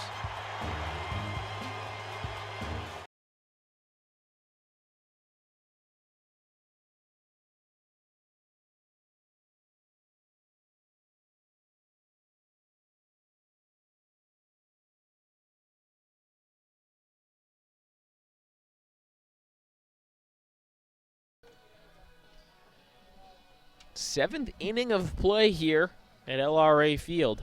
2-2 is the score. UNCP and Wingate locking horns for the first of a twin bill this afternoon. Katie McLaurin will lead off. She'll be followed by Emily Usiak, then Naomi Sapp. Game 2 following the conclusion of the first game here today. For about 30 minutes. Don't need to do anything with your broadcast. Leave the stream open wherever you're watching it, or come back in 30 minutes. What I'm saying is it's not a different link to the broadcast. It's in the same place.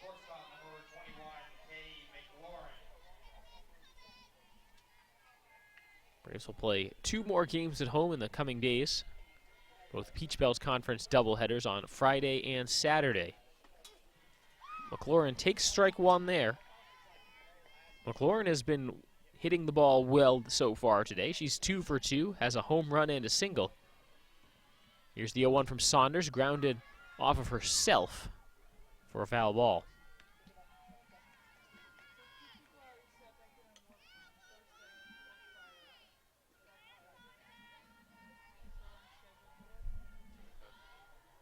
The 0-2. Strike 3 looking, ring her up. 3 pitches, 3 strikes, and McLaurin makes an out for the first time today. Katie Saunders able to get some revenge for the home run that McLaurin had hit the first time she came up. So it's first baseman Emily Usiak now. She had the other RBI for Wingate in this game. She puts this ball in the air to the right side. It hangs up there. Walters makes the catch on the run in right field. Quickly 2 away here for Wingate in the 7th inning.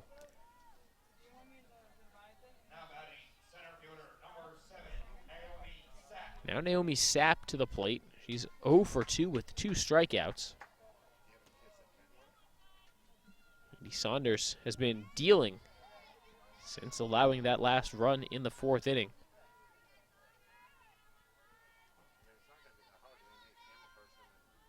She has set down now 9 straight. Strike 1 called there. 10 straight if you include the RBI sac fly by Usiak back in the 4th. Since it scored a run, I wouldn't really count it. Here's the 1-1. Swing and a miss by Sapp, and Wingate now down to their last strike to try to avoid this going to the bottom of the 7th, all tied up. 1-2 pitch on the way from Saunders. Swing and a miss. Strike 3 swinging. 2 strikeouts in the 7th inning from Katie Saunders, and the Braves will come to bat in the bottom of the 7th, looking to walk off winners in the first game of this doubleheader. We'll be right back.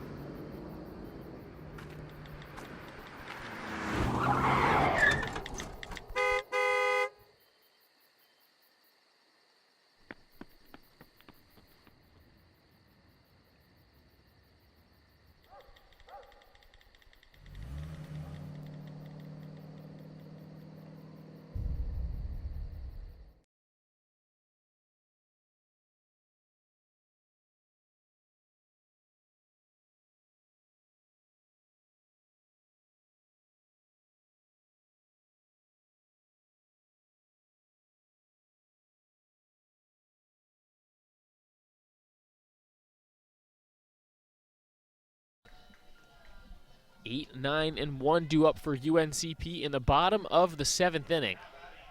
Game 1 of this doubleheader, with Game 2 coming about 30 minutes after the end of Game 1 here. Braves would love to walk off and win Game 1 here. Lexi Cox at the plate. She's 0 for 2. Takes this one on the outside corner for a called strike. Stacy Hauser continuing to work in the circle. Both pitchers have been very effective so far today.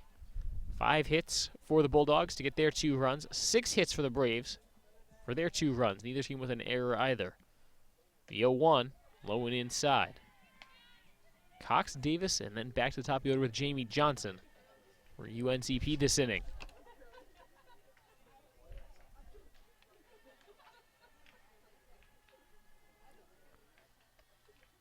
Pitch, high and away.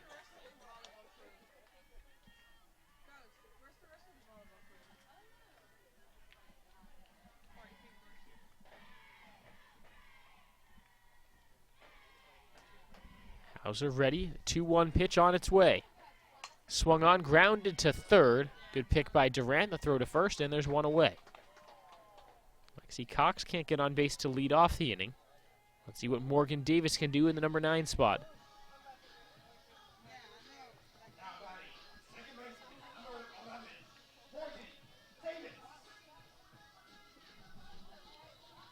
Davis has 26 hits this year, and 25 of them have been singles. The other one was a double. In case you're thinking about a walk-off home run right now. Davis looks at a breaking ball. And it breaks right out of the zone for ball 1. 1 for 2 in this game is Morgan Davis. She singled in the 5th. Got all the way over to third, but she was stranded there. 1-0 pitch. Swing and a miss. He was from South Central High School, Winterville, North Carolina.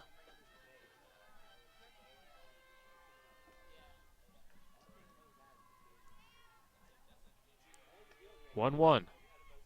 Up high. Looked like Hauser took a lot off of that one. Either that or it slipped out of her hand.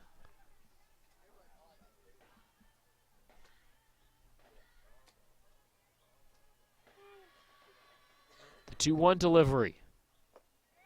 Ball 3 at the ankles.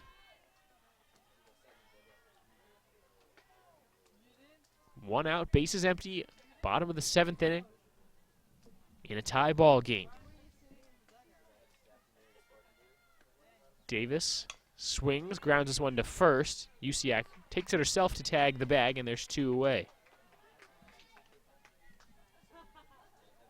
Back to the top of the order. Jamie Johnson now comes up to bat.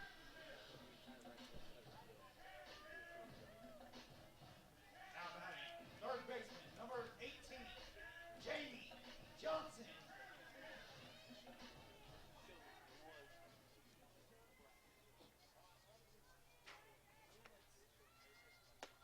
Johnson keeps the bat on her shoulder, looks at strike 1 on the outside corner. Jamie Johnson is 1 for 3 at the plate today. A single the last time she came up to bat, that was in the 5th. Hauser ready, here's the 0-1 pitch. Swung on, popped up in shallow center field. Sapp drops the ball, and the inning stays alive.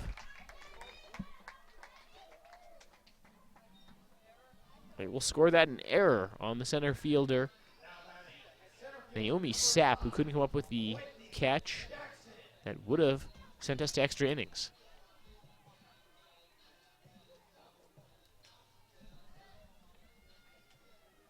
So now Whitney Jackson. She's 2 for 2 with a pair of singles and a walk. Jamie Johnson is 21 of 23 on stolen base attempts this year. Wonder if she'll have the green light to try to go, get herself into scoring position. First pitch, outside corner for called strike.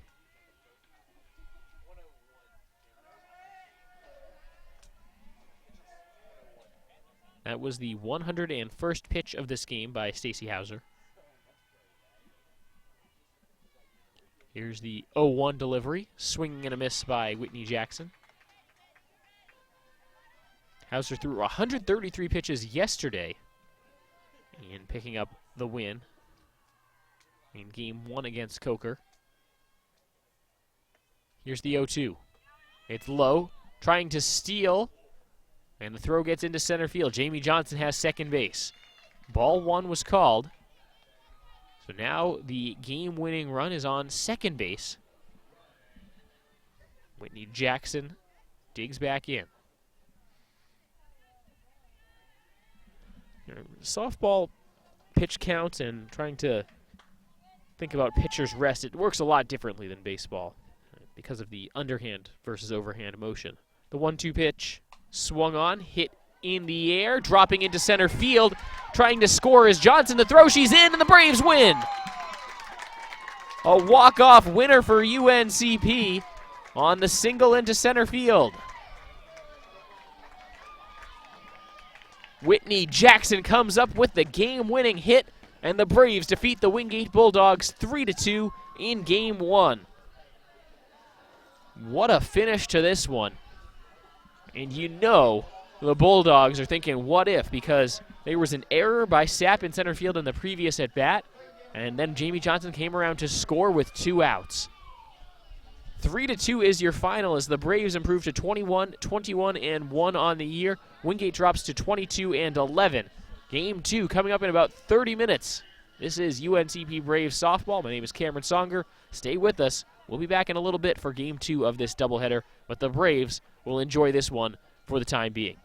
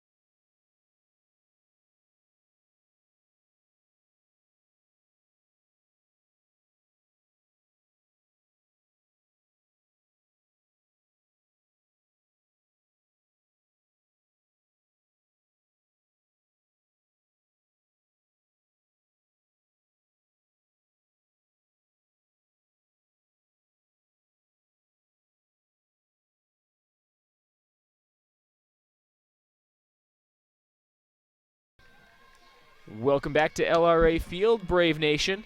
It's time for Game 2 of today's doubleheader between the UNCP Braves and the Wingate Bulldogs. The Braves took Game 1 by a 3-2 final on a walk-off hit in the bottom of the 7th inning. All the offense coming with 2 outs. Jamie Johnson reaching on an error by the center fielder, Naomi Sapp, and then another ball hit out to center field. Whitney Jackson picking up the RBI single after Johnson had stole second base. She came around to score, and that ended the game. UNCP won Game 1, 3-2. So now they're back at it again. Wingate 22-11 overall. UNCP 21-21-1. These are the starting lineups for the two teams. Very similar to Game 1, but we'll give it to you in full again anyway in case you're just joining us. For Wingate, Melina Helms will play second base and lead off. Then DP Morgan Hendricks. Catcher Taylor Lasky. Misty Duran will play third base and hit cleanup for the Bulldogs. Then right fielder Jordan Wilson, followed by shortstop Katie McLaren. Emily Usiak at first, Naomi Sapp in left, Shannon Adams in center field, and the starting pitcher for Wingate in Game 2 will be Rachel Widener. For the Braves, it's Jamie Johnson at third, Whitney Jackson in center, Abby Walters in right, Savannah Melvin at first. Those are the first 4 hitters in the Braves batting order. Tony Nelson behind the plate, Taylor Gerhardt at short, Carly Brooks, the designated player, Lexi Cox in left field, and Morgan Davis at second base. The starting pitcher for the Braves in Game 2 is number 14, the freshman Taylor Strickland. She's won 4 and lost 5. This is her 20th appearance and 15th start. She's thrown 84 innings, given up 59 runs, 44 of them were earned, struck out 24, walked 34, and opponents hitting .314 against her. First pitch of Game 2 comes in at exactly 4 p.m. We are right on schedule here at LRA Field. Leading off for the Bulldogs, it's number 9, Melina Helms. Second pitch in there for call strikes. So 1-1 the count to Helms. Helms a .394 hitter coming into this game, so these numbers will all be accurate, including Game 1 of today's doubleheader. 2-1 now the count. Helms was 0 for 3 in the first game, by the way. Strickland in the circle. Tony Nelson, her battery mate, behind the plate. 2-1 is the count. The pitch swung on, hit in the air to right field, hooking towards the foul line. It's a foul ball. Diving effort by Walters. She wasn't able to get to it. And the Braves dodge a bullet there. Count goes to 2-2.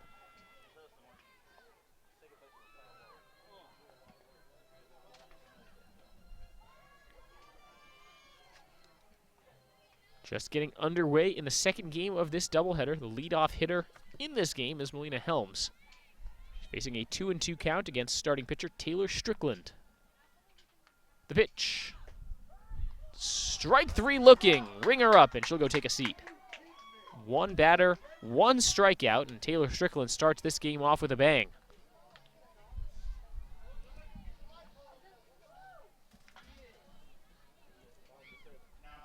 So it brings up designated player Morgan Hendricks. Hendricks, a .284 hitter this year. The sophomore digs into the left-handed batter's box after going 0 for 3 in the first game. Hendricks, one of 3 left-handed hitters in the lineup today for Wingate. The other 2 being the 8 and 9 hitters, Sapp and Adams. She grounds this ball back at the middle. Quick reflexes by Strickland. The throw over to first in time for the second out. 2 up and 2 down in the top of the first for Wingate.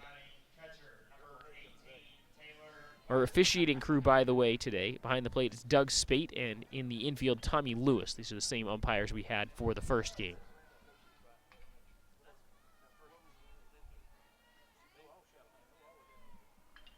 Strickland delivers the pitch. Misses low and outside to Taylor Lasky, the catcher for Wingate. Senior with a .434 batting average. That's tops on the team. Wind blowing out to center field here at LRA Field. And the 1-0 misses high and away. Clouds starting to take over here, covering what was earlier a very sunny day. Temperature in the low 60-degree range. It's not a spectacularly pleasant day, and one would have in mind for a spring afternoon at the ballpark. Foul ball just misses some parked cars. 2-1 now the count. 2 outs, bases empty. Taylor Lasky at the plate in the top of the first inning. No score. The pitch. Misses high, just above the letters. Strickland trying to have a kind of a repeat performance on the mound to what you saw Katie Saunders do in the circle in game 1. Under 100 pitches to get the complete game. That's ball 4, misses on the outside corner. Taylor Lasky aboard with the 2-out walk. It's the 17th walk she's drawn this year. Tops on the Wingate club in that category. We have our first base runner here in game 2. Here's Misty Duran. Takes the first pitch, strike 1 called. Duran, a junior, a .357 hitter for Wingate this year. 40 hits, 9 doubles, a triple, and 5 home runs. Those are some strong numbers. The 0-1, swing and a miss as she chases one up high. 0-2. In game 1 of the doubleheader, Duran was 2 for 3, doubled and came around to score in the 4th inning. It was a low-scoring 3-2 Braves win. 0-2 pitch tapped towards second, scooped up by Davis, tossed over to first to end the inning. A 2-out walk for Wingate, and nothing doing otherwise. We're through half an inning. Braves coming up to bat for the first time. No score in this one.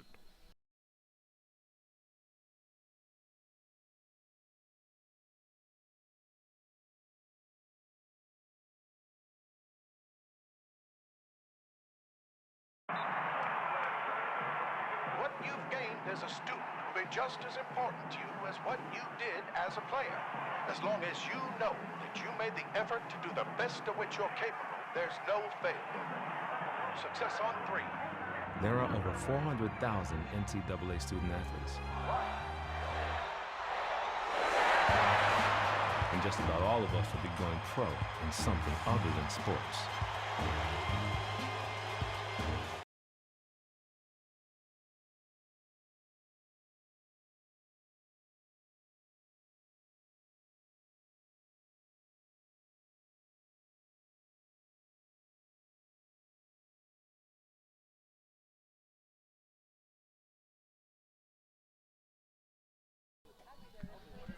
Bottom of the first inning, UNCP starts at the top of the order. Jamie Johnson, Whitney Jackson, then Abby Walters against Wingate starting pitcher Rachel Widener, the freshman, with a 2.83 ERA. She's won 10 and lost just 2 in her young college career. This is her 20th appearance and 18th start.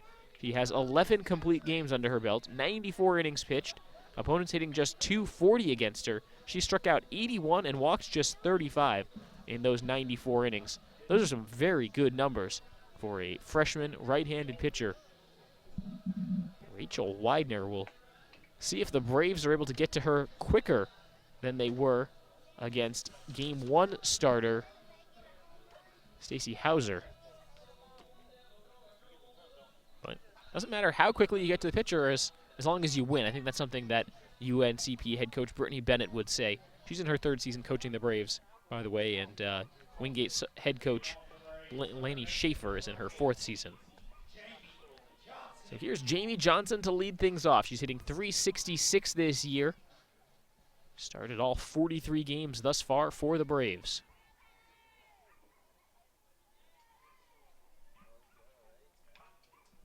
First pitch of the day from Widener. This is outside. 1-0.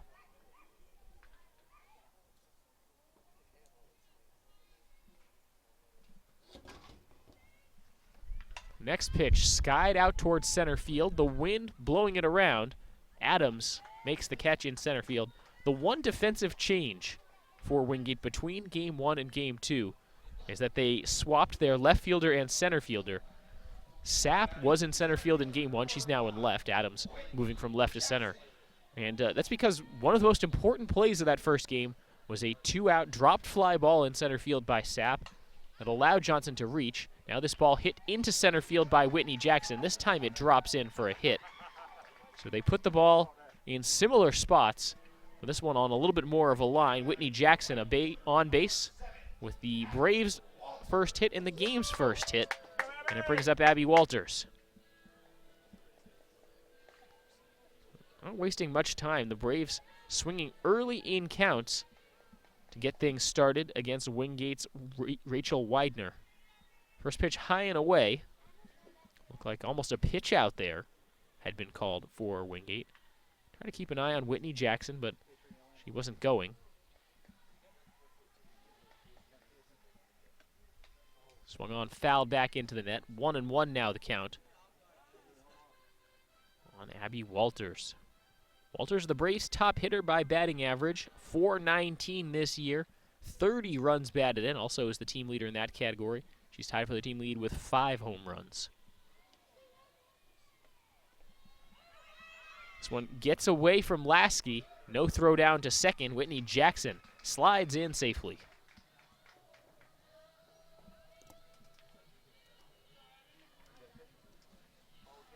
So 1 out, a runner on second now for UNCP.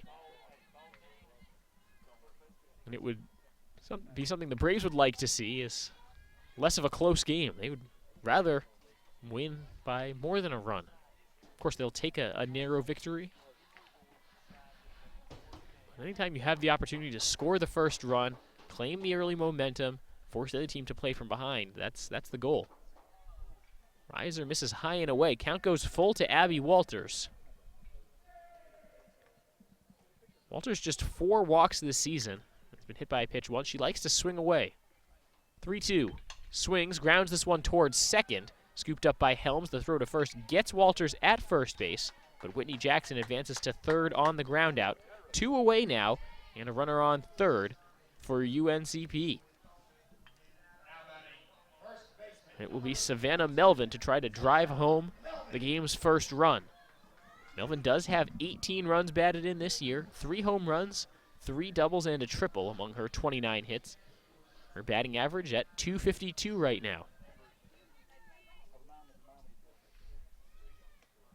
Melvin taking the first pitch, strike 1 called on the outer half. 0-1, 2 outs, a runner on third. No score yet in the bottom of the first inning. Widener's pitch. This is outside. Pretty similar spot. Lasky doing her best to try to frame it up behind home plate. Doesn't get the call this time.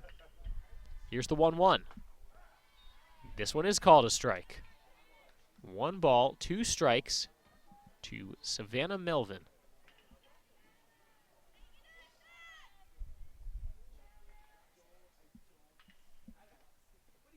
In the dirt, inside. Count goes to 2-2. 2 outs.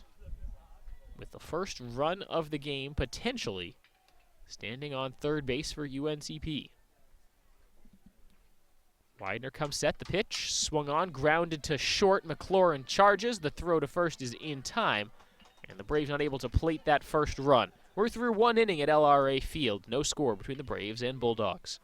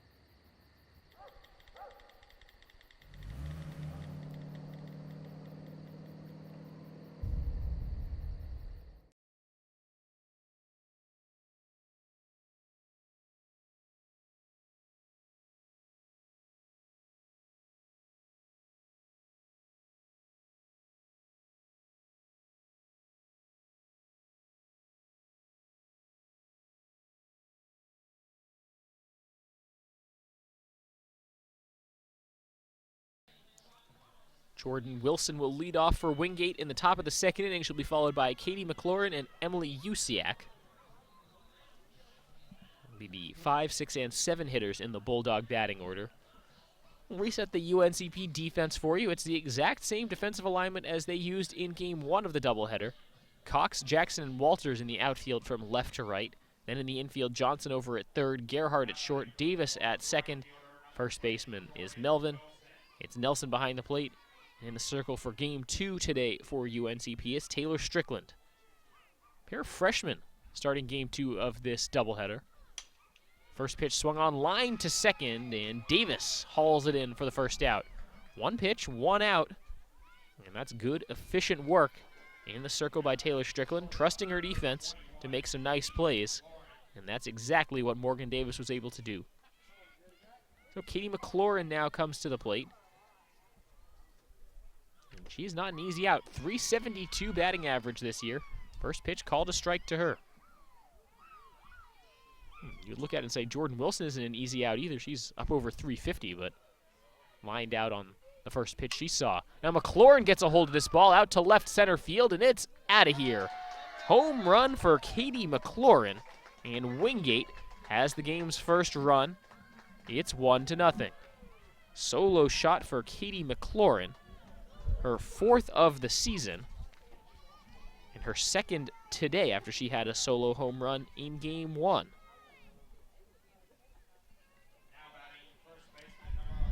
Very similar spot, similar kind of outcome to what happened in the first game. And in Game 1, McLaurin was leading off the second inning. This second inning home run for McLaurin comes with 1 out. But either way, the result is the same. It's the first run on the board. Second pitch high and away to Usiak. It's now 2-0 to the senior first baseman for the Bulldogs. Usiak, a .301 hitter.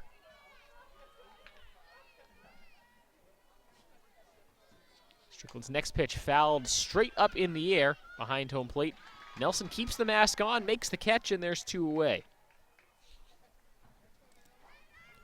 It's been quick results all the time as the Bulldogs have now worked deep into counts against Taylor Strickland. They've been swinging away and, for the most part, been making outs. Obviously, the 1 home run could be a huge difference in this game if Game 2 is anything like the first game, where runs are at a premium. Naomi Sapp at the plate. Freshman left fielder, a .396 hitter. She would love to have a big day at the plate in Game 2. She was 0 for 3 in the first game. Also committed a very costly error in the 7th inning of Game 1. So looking to bounce back. We'll see what Sapp is able to do. Swings at this one, hits it back up the middle. Leather flashed by Taylor Strickland, flips it over to first for the out. And the Bulldogs are retired in the top of the second, but they do get 1 run on a solo blast by Katie McLaurin. Through an inning and a half at LRA Field, Bulldogs up 1-0.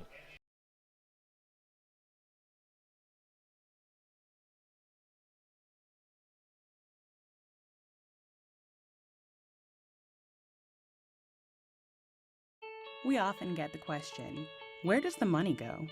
More than 90% of NCAA revenue supports 89 championships and more than 1,100 member schools that give $2.7 billion in scholarships each year. Look around you. There are more than 450,000 student athletes competing every year, succeeding on the field, in the classroom, and in life. Bottom line, we put our money where our mission is.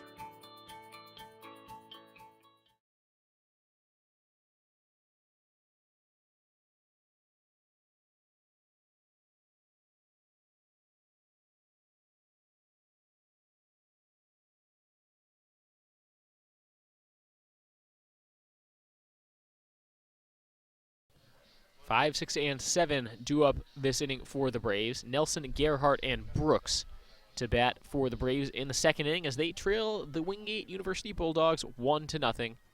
Game 2 of this softball doubleheader, non-conference action at LRA Field. Tony Nelson takes strike 1 called, 0-1.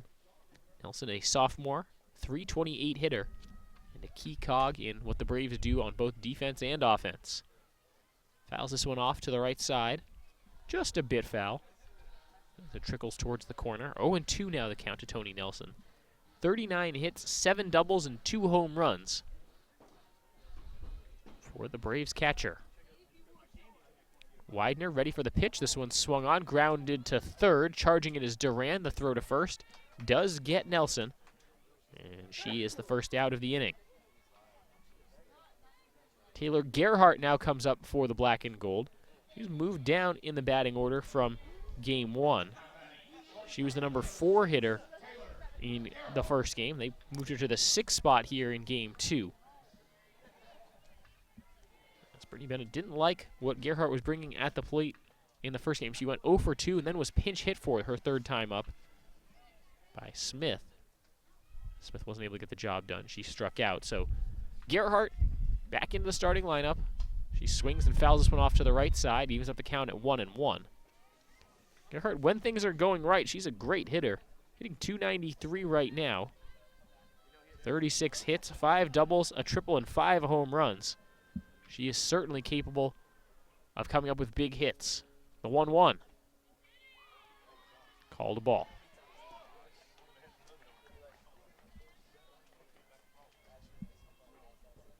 Gerhardt had one of the biggest hits of the year for the Braves, a home run to walk off against Francis Marion a couple weeks ago.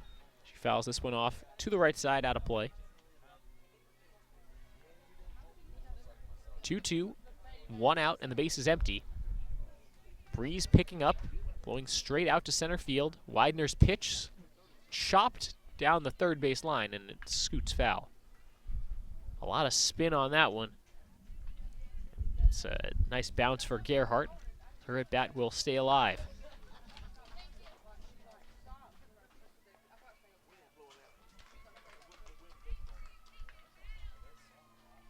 So with 2 strikes, Gerhardt should probably shorten up her swing a little bit. She pokes this one into the net foul. A nice job of fighting off some pitches that are not good pitches to hit, but she still needs to swing at.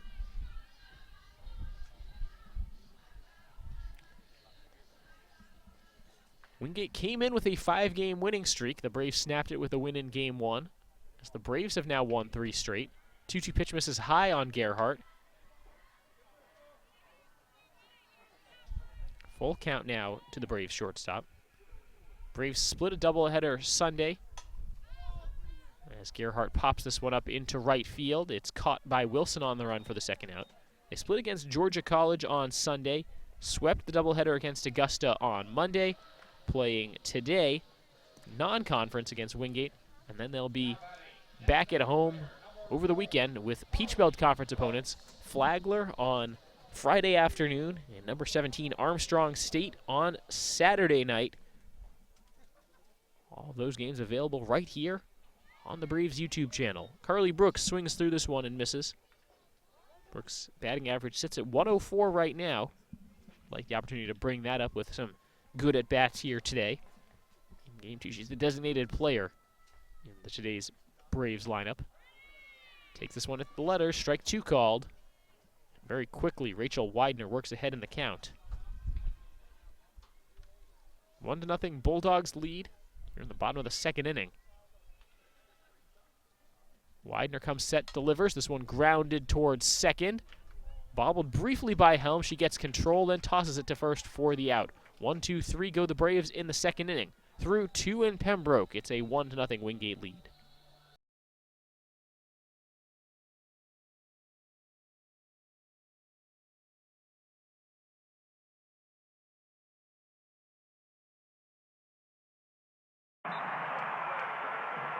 What you've gained as a student will be just as important to you as what you did as a player. As long as you know that you made the effort to do the best of which you're capable, there's no failure. Success on 3. There are over 400,000 NCAA student athletes. And just about all of us will be going pro in something other than sports.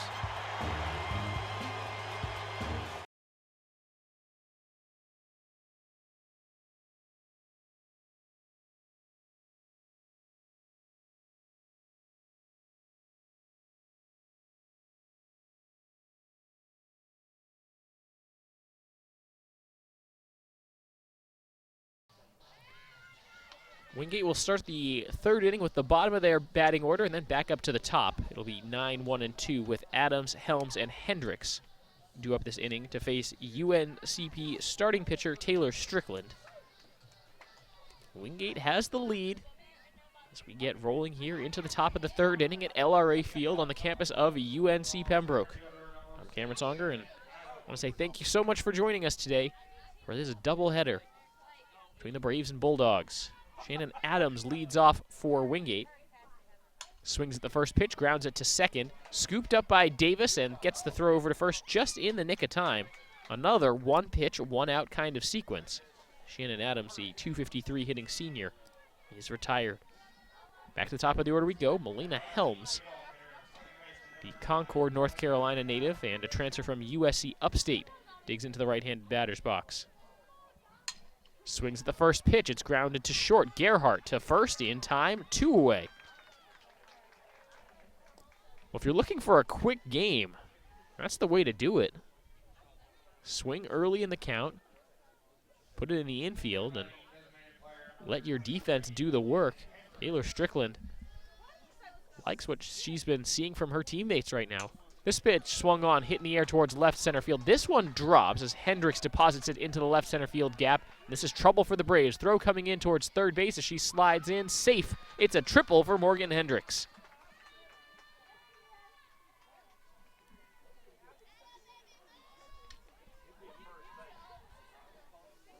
Morgan Hendricks picking up her first triple of the year, actually her first extra base hit of any kind. It's her 20th hit of the year. And here comes Taylor Lasky to try to drive her home. Lasky walked the first time she came up, so her average remains at a stellar .434 on the season. Taylor Lasky, the senior from Cherryville, North Carolina, pops this one into foul territory on the right side, and it drops for strike 1. In the first game, Lasky went 1 for 3 with a single. Looking for some more offense out of her. She has an 0-1 count, 2 outs and a runner on third. Her team already leading 1-0. The pitch misses low.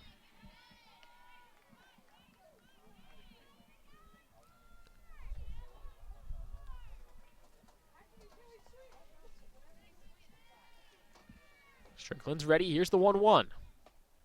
Misses low. Snap throw down to third. Diving back in safely is Hendricks as Johnson tries to apply the tag following the Nelson throw.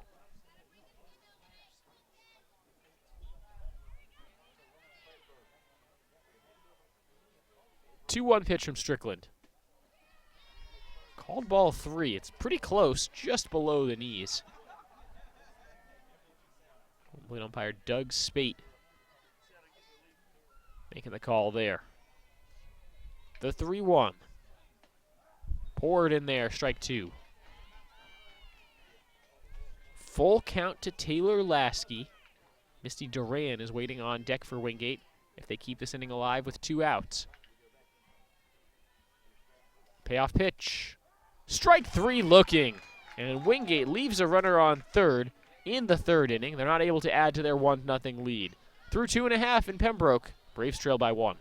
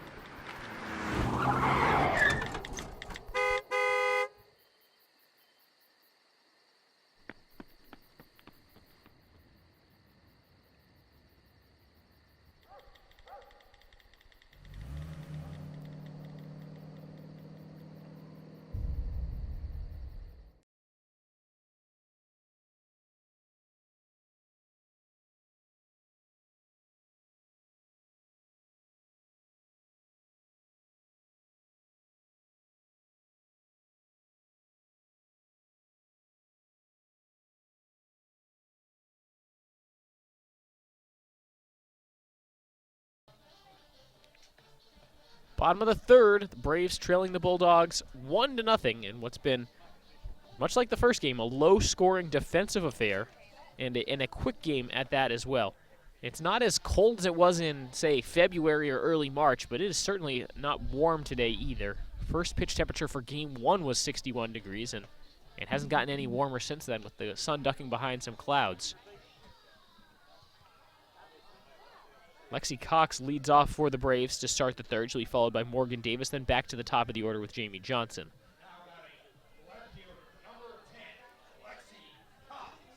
Lexi Cox, a 195 hitter, the sophomore, has 17 hits. 4 of them have been doubles, and 2 of them have left the yard. First pitch, inside corner, strike 1 called. Great placement on the pitch by Rachel Widener. She starts off the third inning with a strike.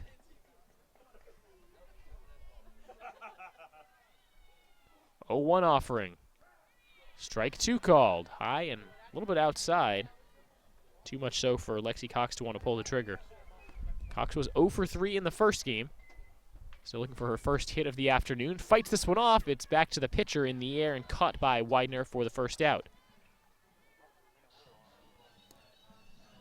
So now the number 9 hitter, second baseman Morgan Davis. The senior owns a .274 batting average this season. She's making her 36th start of the year and has 26 hits. Base is empty, 1 away in the bottom of the third. Braves trail 1-0. Swing at the first pitch, grounded to third as Duran cuts in front of her shortstop, makes the throw over to first, gets Davis, and there's 2 away. A very quick pace to this game so far, as both teams have been swinging at pitches early in the count. They seem to like what they're seeing, but then haven't been able to get a lot of hits. 2 for the Bulldogs, just 1 for the Braves in terms of hits so far. Jamie Johnson at the plate for the Braves. She is 0 for 1 in this game. She scored the game-winning run in the first game. Ended up going 1 for 4. Pops this one up to the left side in foul territory. A couple of Wingate players on the run. Can't make the catch. And it looks like they're all okay as well. Dangerously close to running into each other. Jamie Johnson's a sophomore from Kenly, North Carolina. Faces a 1-1 count against freshman pitcher Rachel Widener. The pitch. Strike 2 called. As Johnson keeps the bat on her shoulder for that one.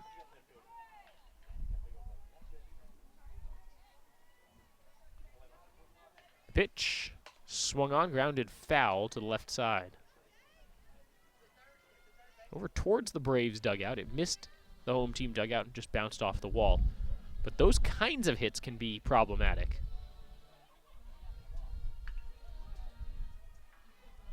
Comes into the dugout with some force. This one chopped over the head of the first baseman. Backing her up was Helms at second, and the throw to first not in time. Great speed up the line by Johnson to beat out the infield single.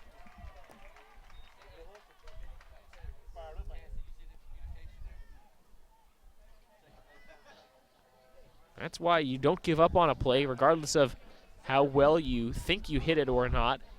Jamie Johnson stuck with that one and sprinted up the first base line for a single. Now Whitney Jackson, who has the other Braves hit in this game, the first one that came in the first inning. 2 outs, runner goes. Johnson into second base, sliding in safely, as that throw was way offline. Jamie Johnson now with 23 stolen bases this year. She ties Abby Walters for the team lead in that category.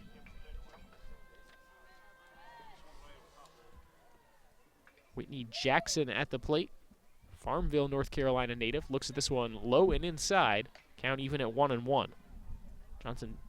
Jackson did in fact swing at that first pitch to try to distract the catcher, and I guess it worked.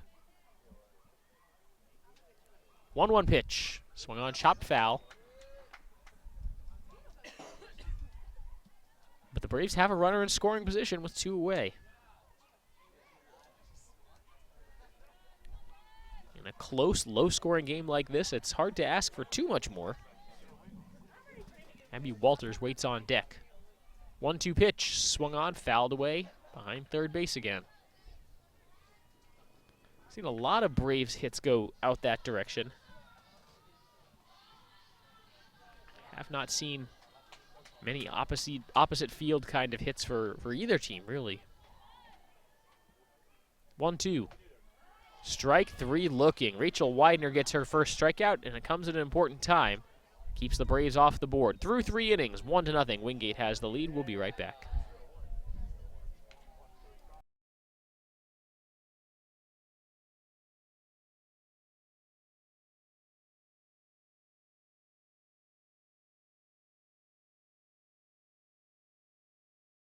We often get the question, where does the money go? More than 90% of NCAA revenue supports 89 championships and more than 1,100 member schools that give $2.7 billion in scholarships each year. Look around you. There are more than 450,000 student athletes competing every year, succeeding on the field, in the classroom, and in life. Bottom line, we put our money where our mission is.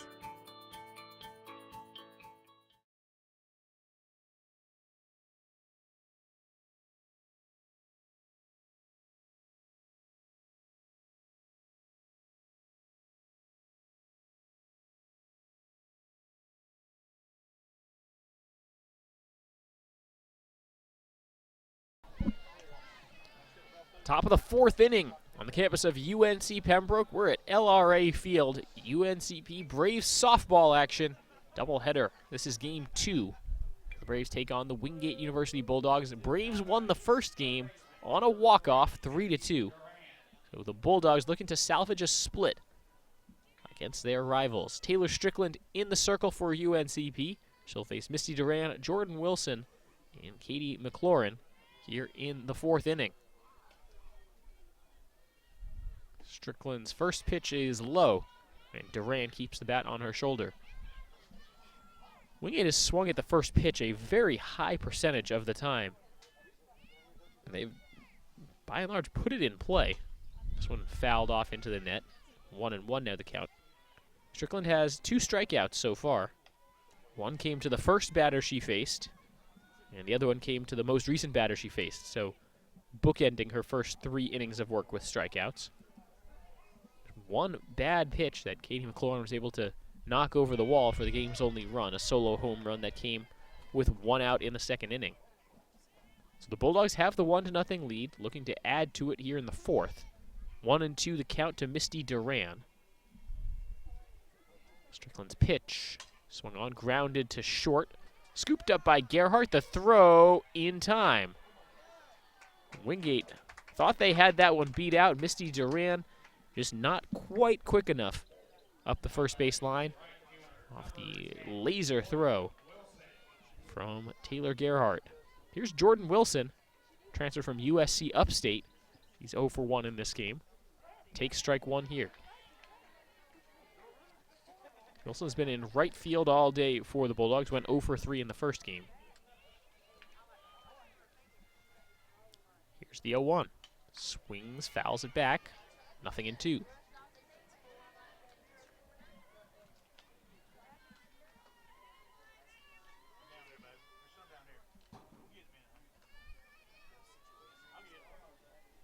Katie McLaurin is the one who's on deck. She has the home run.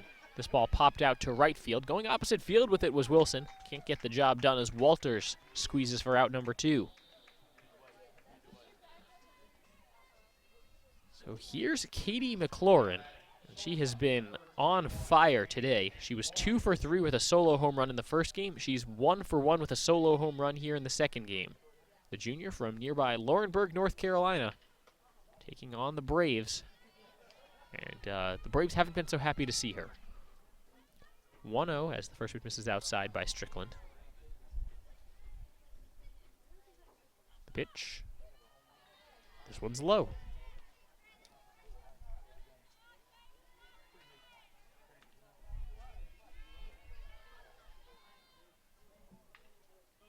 Strickland ready for the next pitch to McLaurin. That's ball 3. On deck for the Bulldogs is Emily Usiak, then Naomi Sapp if they can keep this inning alive. 3-0 is the count to McLaurin. Bases empty, the pitch. And that's strike 1. Somewhat of a late strike call from our umpire.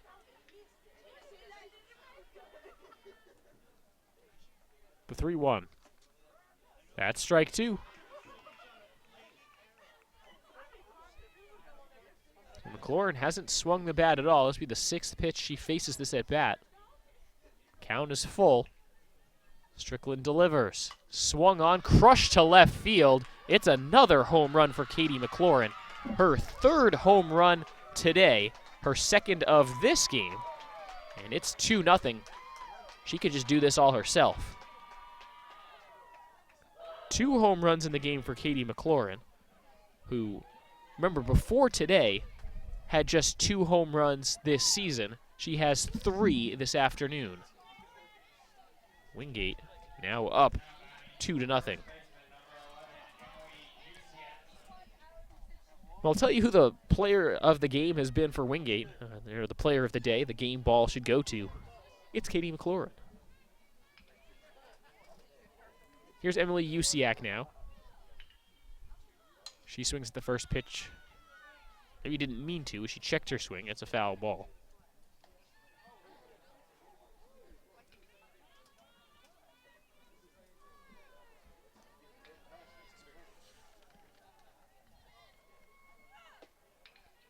A 0-1 pitch is called a ball to Usiak. Usiak from Matthews, North Carolina. She's a senior. 1-1 pitch from Strickland. Popped up to the right side. Walters reads it, makes the catch, and that's the third out. But the Bulldogs do get another solo home run from Katie McLaurin. She's got 3 of them over the doubleheader here today. And in this game, it's 2-0 Bulldogs. We'll be right back.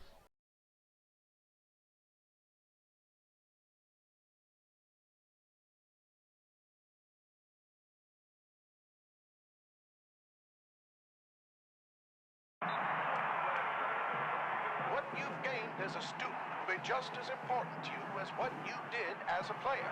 As long as you know that you made the effort to do the best of which you're capable, there's no failure. Success on 3. There are over 400,000 NCAA student athletes.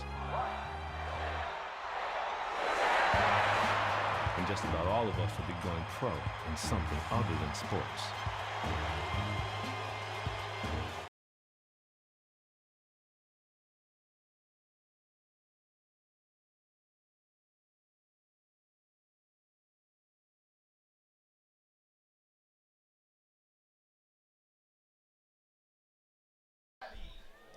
Well, this is an unfamiliar territory for the Braves. They trailed 2-0 in Game 1 of today's doubleheader, entering the bottom of the 4th inning. The exact situation they find themselves in now. In Game 1, they were able to score 2 runs to tie the game, and then got the walk-off win in the bottom of the 7th. That was Game 1, however. This is a different contest. Abby Walters to get things started for the Braves in the 4th. She'll be followed by Savannah Melvin and Tony Nelson. Rachel Widener in the circle. She's dealing. This one gets popped up to McLaurin at shortstop, and she makes the play for the first out. It's been all about shortstop Katie McLaurin here today. She had 1 home run in the first game and 2 hits. The other one was a single. Here in the second game, she's 2 for 2 with 2 solo home runs, and the score is 2-0. I'll let you figure out what that means. Savannah Melvin at the plate, freshman from Fayetteville, fouls this one off into the parking lot.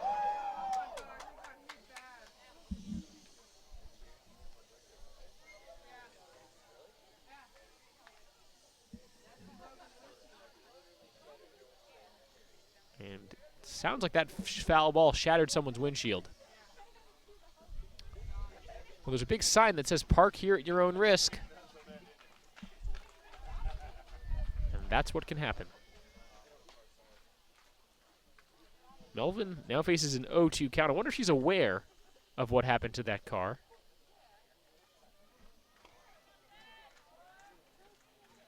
Hope that's not her car. That would be really bad. Savannah Melvin, 0 for 1 at the plate in this game. Quick time was called there by the Bulldogs. Melvin had the 2-run homer in the 4th inning of the first game. That tied the game. She ended up going 1 for 2 in Game 1 with obviously that big 2-run homer. Now facing a 1-2 count. Widener's pitch. Outside, 2-2.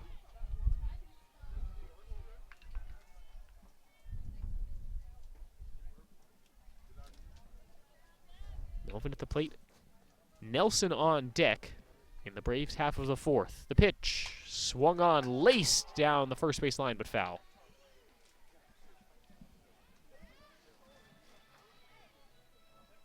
Braves starting to make some better contact here against Widener in their second trip through the batting order.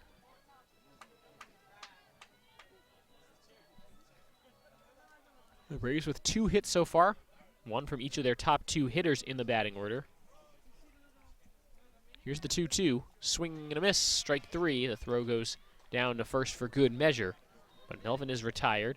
It's the second strikeout today, recorded by Wingate starter Rachel Widener.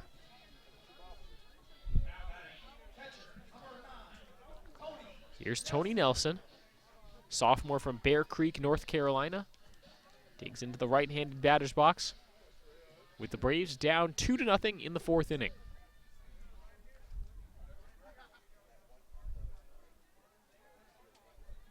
Pitch, swing and a miss.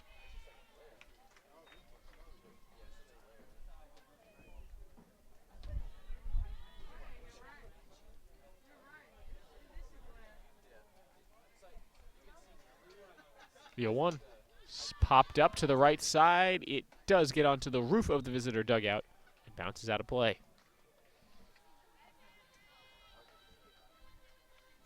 No balls, 2 strikes to Tony Nelson.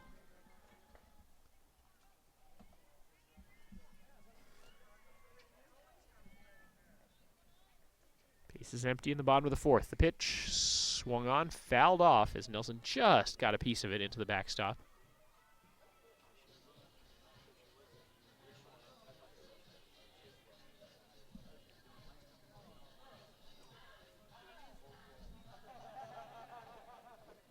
Taylor Lasky, the catcher, will come out and hand deliver the ball back to her pitcher as they go over some signs or something.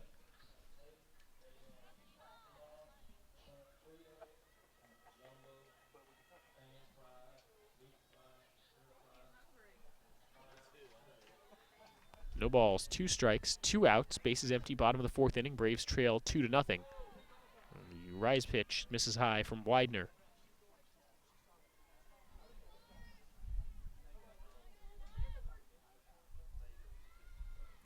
Widener ready to go again. This one swung on and missed as Nelson can't catch up to it. And the Braves go 1-2-3 in the fourth, thanks to 2 strikeouts from Rachel Widener.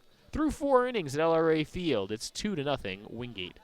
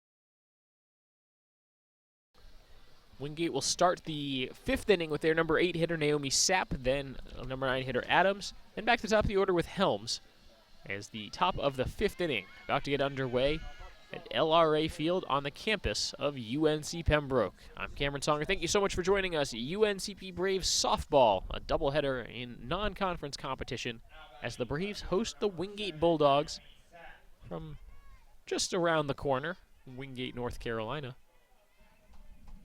Outside of Charlotte. These 2 schools, not conference opponents, but they compete in just about every sport every year. A very good, healthy rivalry between UNC Pembroke and Wingate University. Strickland's first pitch is grounded to short. Sapp can't beat out the throw over to first as Gerhardt had some steam on it. She threw it over to first. And there's 1 away. Here's Shannon Adams now. Adams is 0 for 1 at the plate. Senior from Eden, North Carolina. Lefty digs in, shows bunt, pulls back, takes ball 1.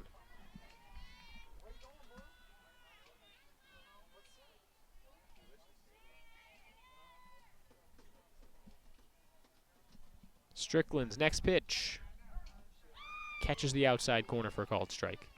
Wingate has 2 runs on 3 hits. The 2 runs are solo home runs from Katie McLaurin. Braves have 2 hits, none of them home runs, and they don't have any runs on the board. Bunt laid down back towards the pitcher. Adams can't beat out the throw. As Strickland gets it over to first in time. 2 away. Top of the 5th inning, going very quickly here for Wingate. It's probably the way Taylor Strickland wants it. She's been throwing quickly. Wingate's been swinging early in the count. As this one, Helms grounds it foul.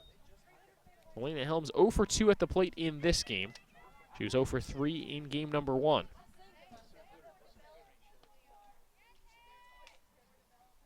.64 right now in Pembroke, wind blowing out to center field.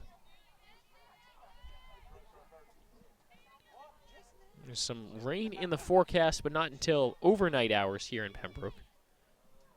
No softball on the docket tomorrow. Next game would be Friday, as the 1-1 misses low and away. Scheduled for a noon start between the Braves and the visiting Saints from Flagler College.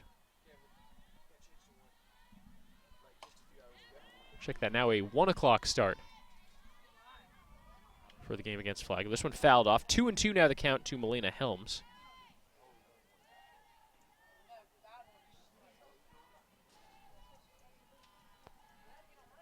The 2-2. Swing and a miss. The inning ends on a strikeout by Melina Helms. The Bulldogs go quietly in the 5th. We're through 4.5 at LRA Field. Wingate leads 2-0.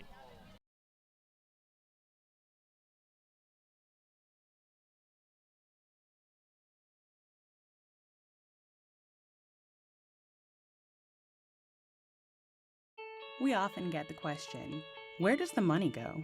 More than 90% of NCAA revenue supports 89 championships and more than 1,100 member schools that give $2.7 billion in scholarships each year. Look around you. There are more than 450,000 student athletes competing every year, succeeding on the field, in the classroom, and in life. Bottom line, we put our money where our mission is.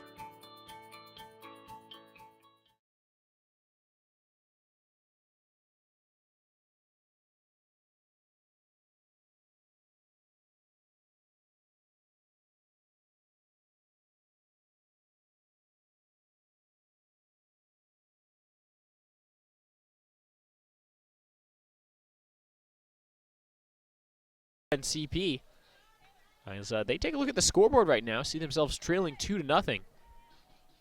And assuming it stays that way, starting to run out of outs with which to work. It's the bottom of the 5th. Braves have made 12 outs so far. They've got 9 left. This is deeper into the game than the Braves trailed in game 1. The 0-1 swung on, fouled off to the right side as Gerhardt fights off a couple tough pitches. Taylor Gerhardt, the Winfield Park, New Jersey native. Sophomore stands in the right-handed batter's box at 5'8".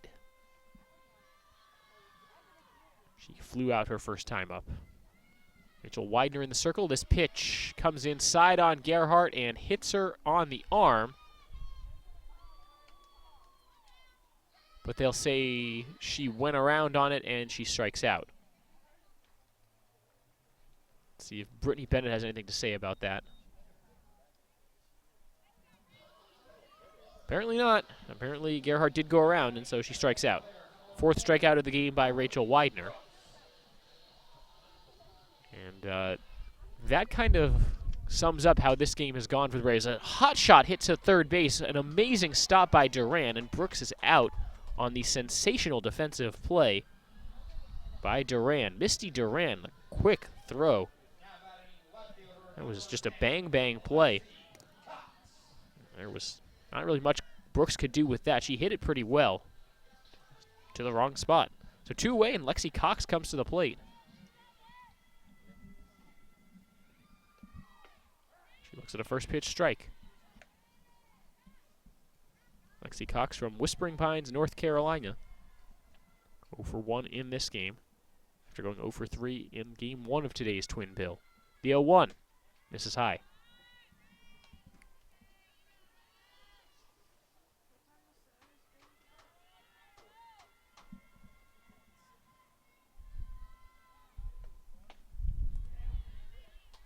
Swing and a miss on the 1-1.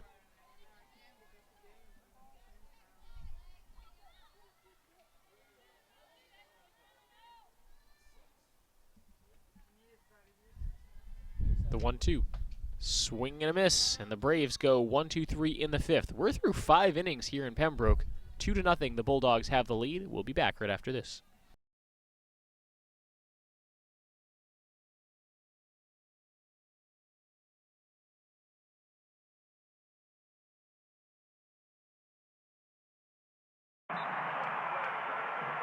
What you've gained as a student will be just as important to you as what you did as a player. As long as you know that you made the effort to do the best of which you're capable, there's no failure. Success on 3. There are over 400,000 NCAA student athletes. And just about all of us will be going pro in something other than sports.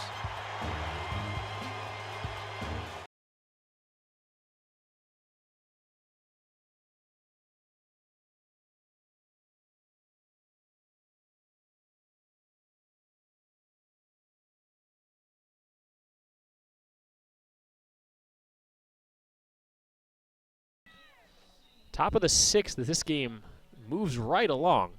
Game 2 of this doubleheader. The Braves won Game 1 3-2 on a walk-off in the 7th. Now the Bulldogs have been pretty lights out in this game. Well, Katie McLaurin has been sensational. The rest of the Bulldogs haven't done much, but sometimes it just takes one player to have a great game. And Katie McLaurin 2 for 2 with a pair of solo home runs. The pitching and defense has been great for Wingate. We've got just 5 hits so far through 5 full innings of play. Morgan Hendricks will lead off for Wingate. McLaurin wouldn't be due up until the 5th hitter this inning. The Braves can take some solace in that fact. Hendricks looks at ball 1 there. She's 1 for 2 in this game with a triple, which came in her last at bat. Hendrick out of Mocksville, North Carolina, skies this ball into center field. Jackson fights off the sun, makes the catch. The sun decided to poke through some clouds at what could have almost been the wrong moment for the Braves, but that's good defense from Whitney Jackson. 1 out in the top of the 6th, and Taylor Lasky comes to the plate. Lasky's 0 for 1 in this game with a walk and a strikeout. Takes ball 1 outside.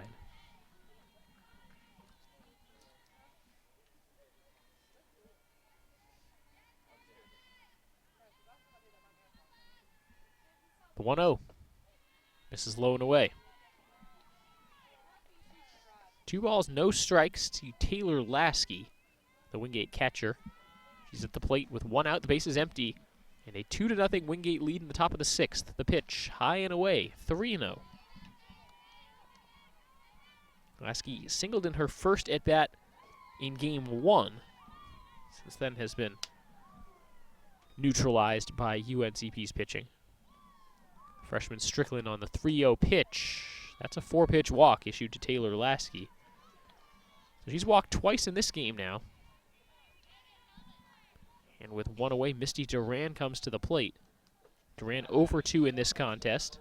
She was 2 for 3 in the first game. She's certainly capable of coming up with some big hits. She had 5 runs batted in the sweep of Coker yesterday. And now we'll get a special pinch runner here for Lasky over on first base. That's number 13, Megan Martucci, sophomore from Huntersville, North Carolina. Attention fans, pinch running for the Bulldogs, number 13, Megan Martucci.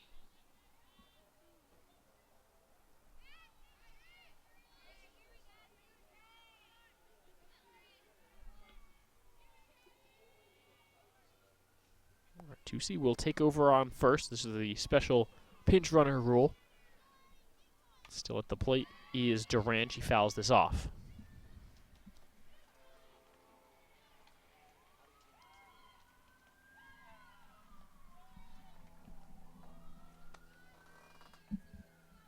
No balls, 1 strike. Pitch swung on, fouled off to the right side, out towards the parking lot. It bounces around a little bit. 0-2.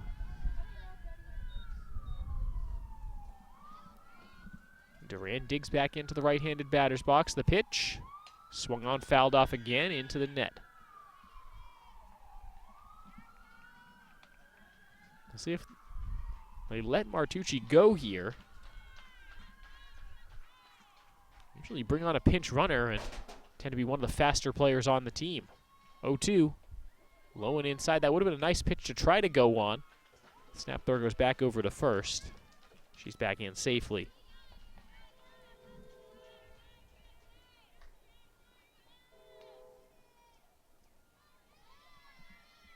One-two offering, swung on, grounded, a diving stop at third by Johnson. The throw to first is in time. Martucci advances to second on the ground out by Misty Duran.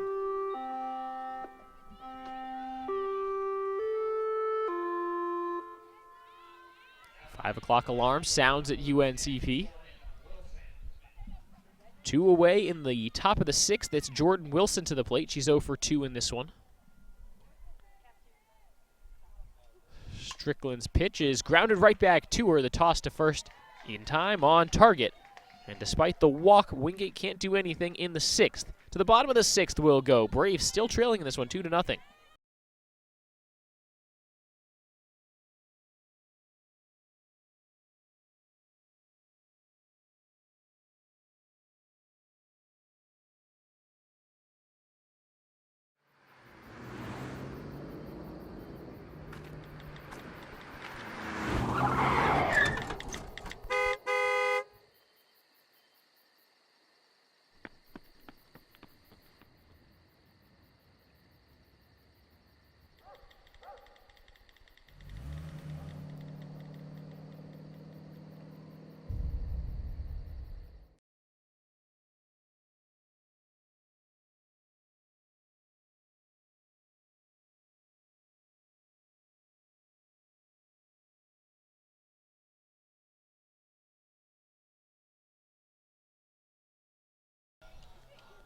Braves completing their second trip through the batting order here in the sixth inning. Morgan Davis is the number 9 hitter. She'll lead off, then back to the top of the order with Johnson and Jackson.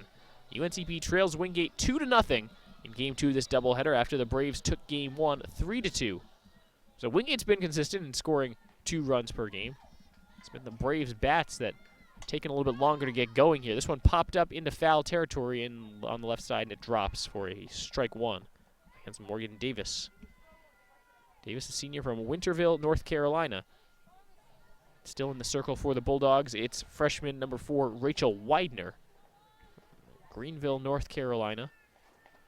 She threw Game 2 yesterday against Coker.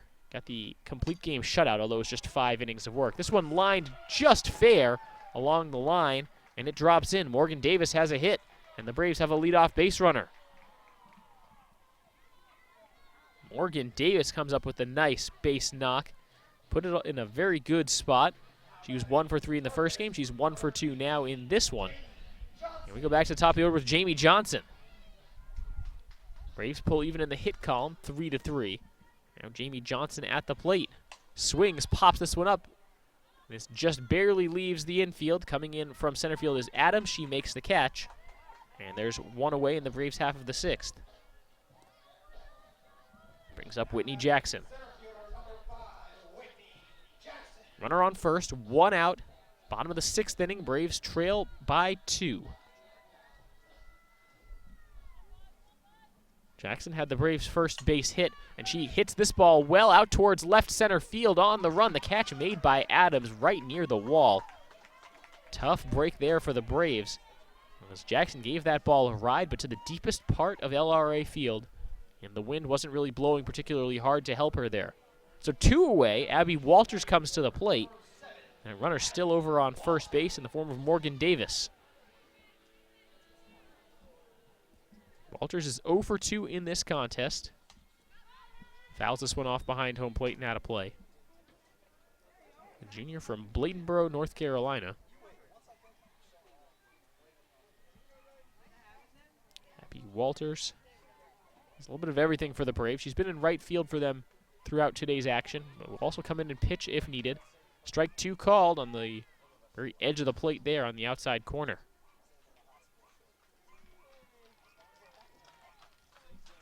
Widener's ready. The pitch swung on, skied out to left field. If it's fair, it's gone. And it's a foul ball.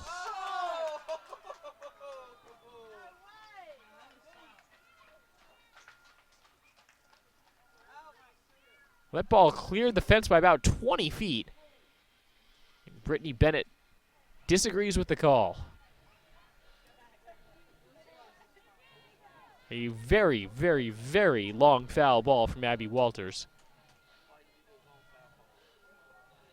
And if the foul pole was 5 feet taller, I still don't think it would have hit the foul pole. I still think we would have needed another maybe 10 or 15 feet on that foul pole. That's how high that ball was hit. So Abby Walters has to dig back in and try again. No balls, 2 strikes, 2 outs, a runner on first. Braves down by 2 in the bottom of the 6th. The pitch swung on, opposite field, out over the head of the right fielder. Wilson leapt, couldn't get to it. She slipped on the grass. They're waving Davis home. She'll score from first. Abby Walters to third with the triple. 2-1 off the big hit by Abby Walters.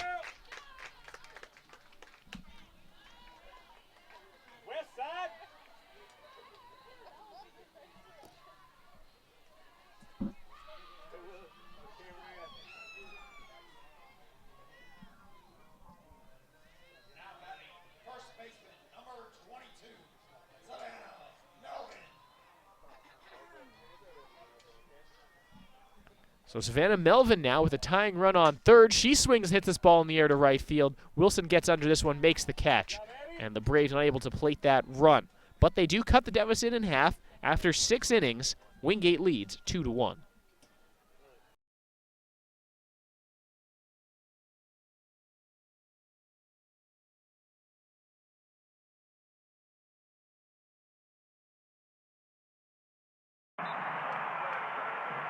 What you've gained as a student will be just as important to you as what you did as a player. As long as you know that you made the effort to do the best of which you're capable, there's no failure. Success on 3.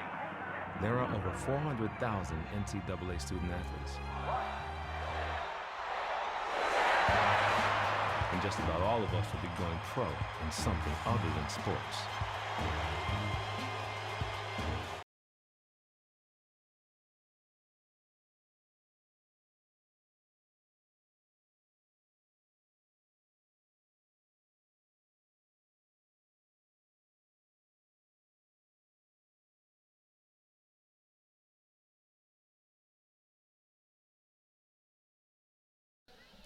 Top of the 7th inning, Wingate holding a 2-1 lead over the UNCP Braves.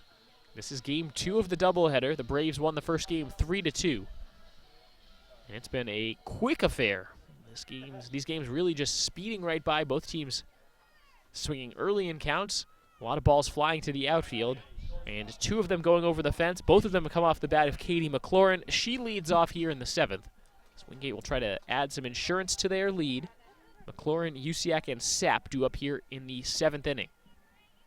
McLaurin 2 for 2 at the plate in this game with 2 home runs. Both of them have been solo jobs. In the first game, she was 2 for 3 with a solo home run as well. Taylor Strickland's first pitch misses low and away, 1-0.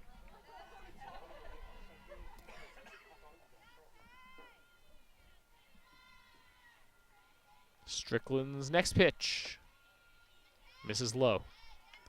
Now, I think, again, just my opinion, far from a professional opinion, walking her is not a bad idea at all. 2-0. Misses away. That appears to be the idea at this point. You take your chances with putting somebody on base to lead off the inning. 3-0. And there's ball 4. So you take your chances with everybody else, knowing that the rest of this Wingate team combined has 1 hit in the game. And Katie McLaurin has 2 hits and 2 home runs. You say, okay, this is going to be the 7, 8, and 9 hitters coming up after her. If they're going to beat you, that's what Brittany Bennett has decided to try to let them do. UCAC lays down the bunt. Charging it from third is Johnson. The throw over to second gets the lead runner. Jamie Johnson was all over that. She charged right away as soon as UCAC squared up to bunt and was able to jump all over it. One away. UCAC takes over on first after the fielder's choice. Now Naomi Sapp at the plate. Takes strike one on the outside corner there. Sapp is 0 for 2 at the plate in this game, 0 for 3 in the first game, and she struck out 3 times. And a tough outing for Naomi Sapp. Swings and hits this ball in the air to left field. Cox runs in a little bit, makes the catch, 2 away. So now Shannon Adams, 2 away, a runner on first for Wingate. They haven't had many base runners here today.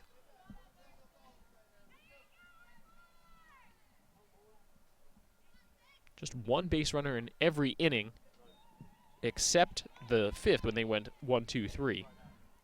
In the 2nd and 4th, their only base runner was McLaurin, who hit solo home runs. Not a lot of runners left on base.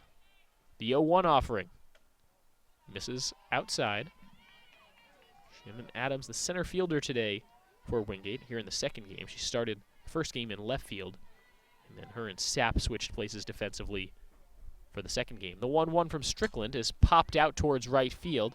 The wind gets a hold of it. Walters on the run, makes the catch in the gap, and Wingate's little threat in the 7th is neutralized.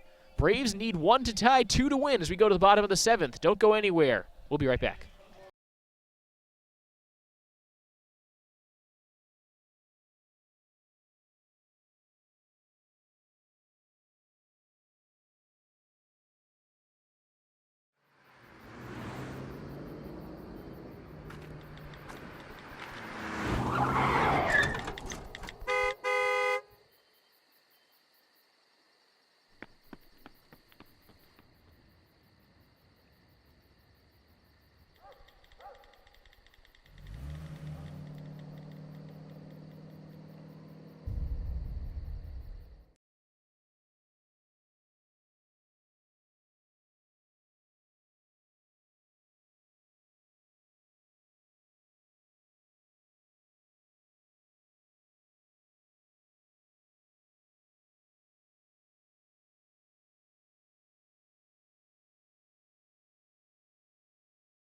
It all comes down to this. Crunch time in the bottom of the 7th inning for UNCP.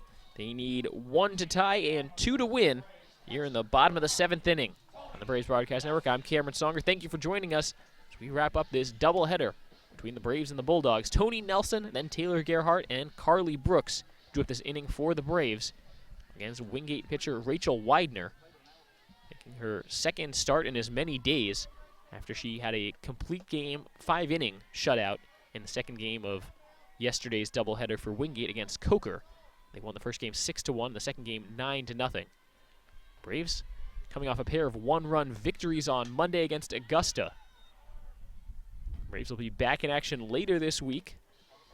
1 p.m. start for doubleheader on Friday against Flagler, and a 4 p.m. start Saturday for a doubleheader against number 17 Armstrong State.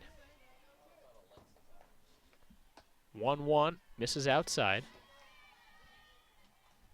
Tony Nelson leading off this inning for the Braves. She's 0 for 2 at the plate in this game. Went 1 for 3 in game number 1 of today's doubleheader. The 2-1 offering, swing and a miss.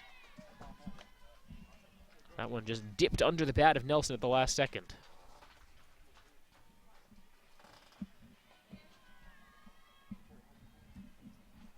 Widener gets her sign, delivers, swing and a miss, strike 3.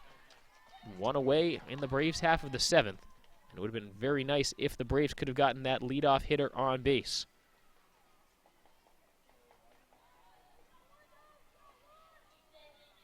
It's the 6th strikeout in this game from Rachel Widener. He's really controlled the proceedings from the circle. Taylor Gerhardt now, she's 0 for 2 in this one. This one low and inside on her.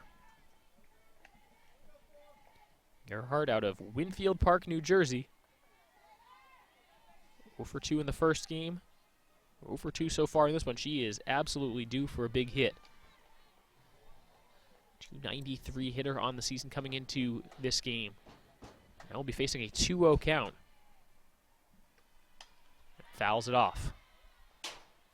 Pretty close to being a very good pitch to hit, but not so far away from being a good hittable pitch that Gerhardt would lay off it. Widener does not want to allow a base runner right now. As this ball hit back up the middle, it bounces off of Widener. It dies in the circle, and Widener is a little shaken up. Gerhardt safe at first. The trainer comes right out to take a look at Rachel Widener. So while she receives attention from the trainer, we'll step aside briefly on the Braves Broadcast Network.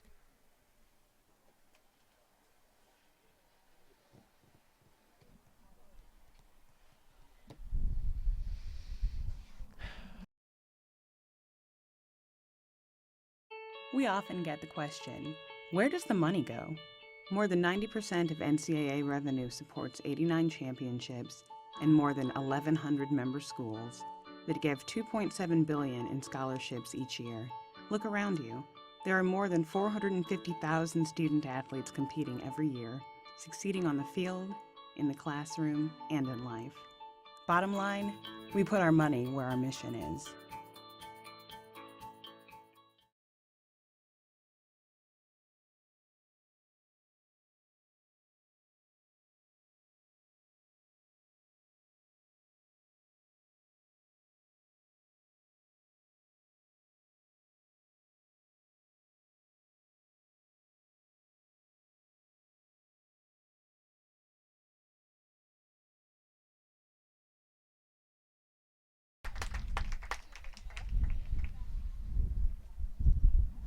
All right, well, back up on her feet is Rachel Widener. She took that line drive right back up the middle and took a tumble. Not sure where she actually ended up taking that. Umpire will allow her to get some warm-up tosses here and see if she's okay and can finish out this game. Wingate sent somebody over to the bullpen to get some warm-up tosses.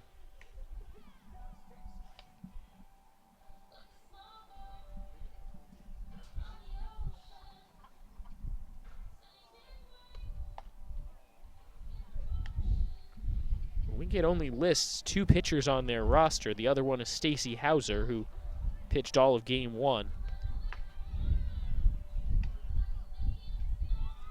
Imagine with this midweek situation, you don't want to have to go back to her, especially given the fact that Hauser threw 104 pitches in the first game. But it looks like Widener will stay in the game. Great toughness from Rachel Widener, just a freshman. She'll stay in the game. The tying run is on first base, 1 out in the bottom of the 7th, and it's Carly Brooks coming into bat for the Braves. Regional bragging rights on the line between the Braves and Bulldogs here, as this one swung on, fouled straight back by Brooks and out of play. Carly Brooks 0 for 2 in this contest. Came in hitting 104 on the season. And she come up with a big hit to keep the rally alive. Lexi Cox waits on deck. The 0-1. Breaking ball, strike 2 called.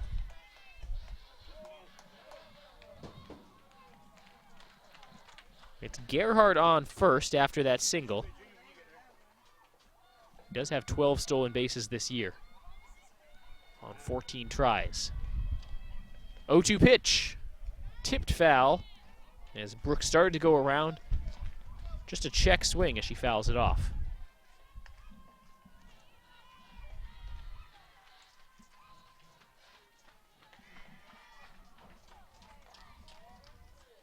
The 0-2. In the dirt, a good block behind the plate by Lasky. Gerhardt stays put over on first. 1 ball, 2 strikes, 1 out in a 2-1 ball game. The 1-2, high and away. Stunt run over from first by Gerhardt. She stays put.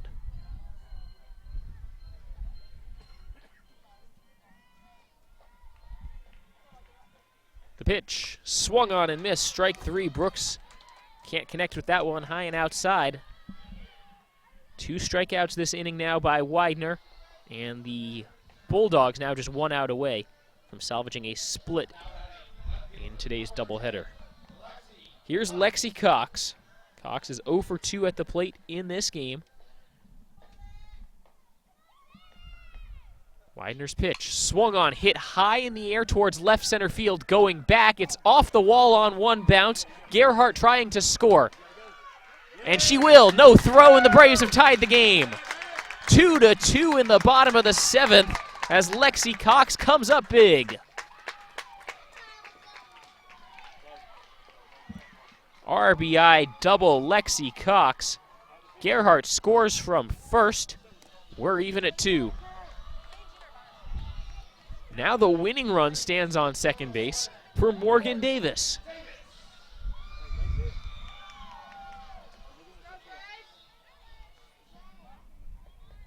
Davis, a .274 hitter coming into this game. She swings, hits it back up the middle. It's into center field. Cox is rounding third. The throw coming home, and she is out. We'll go to extra innings. 2-2 is the score. The Braves just inches away from walking off winners. But we'll go to the 8th inning. We'll be right back on the Braves Broadcast Network.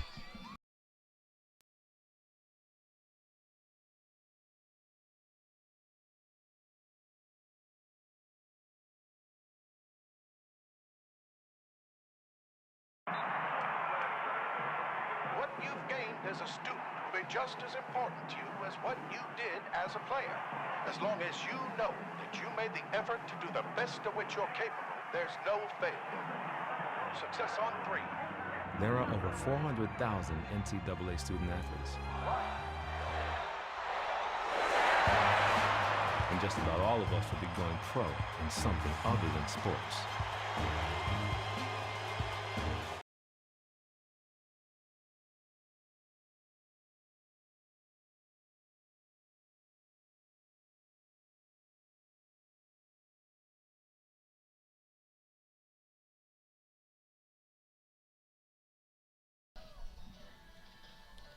Free softball in Pembroke.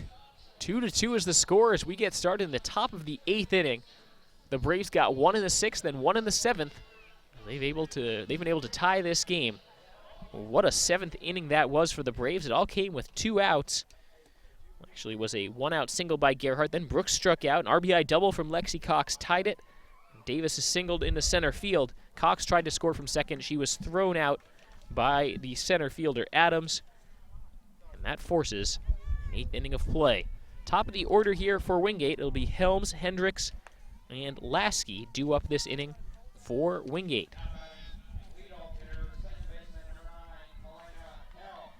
Elena Helms is 0 for 3 at the plate in this game.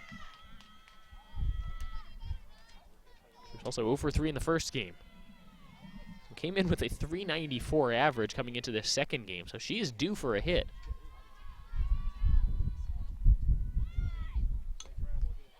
She bunts it foul. International tiebreaker rule in effect.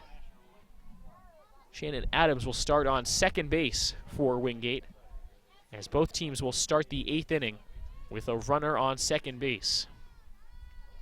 The pitch, bunt laid down behind home plate. It's foul.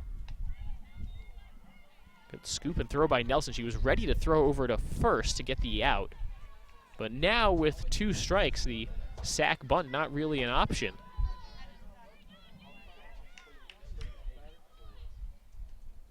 So under the tiebreaker, the hitter who made the final out of the previous inning starts the inning on second base. That's to speed things up and also introduces an interesting layer of strategy. The 0-2 pitch. Ball 1. The strategy becomes, do you give up the out and bunt that runner over to third, or do you swing away? Also, how well can you bunt that runner over? Helms wasn't able to do it on the first 2 pitches. 1-2 offering from Strickland. Swung on, chopped to short. It's a swinging bunt. The throw over to first is in time. Getting over to third is Adams. So she'll be on third as Helms bunts her over. essentially, on the 6-3 ground out.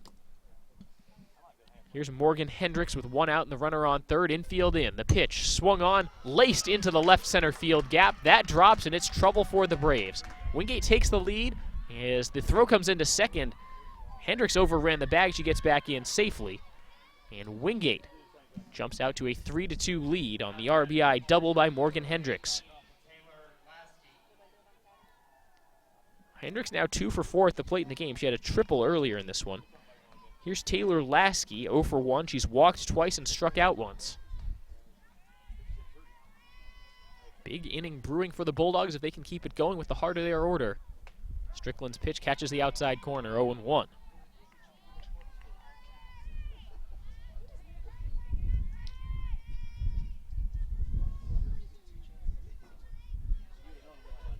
The 0-1.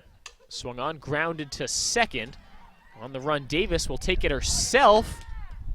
And she tags the bag, but heads up base running. Hendricks is able to score from second. Melvin dove, wasn't able to get to it.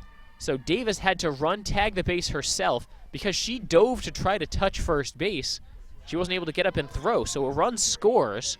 It's 4-2 Bulldogs. Base is now empty and 2 outs.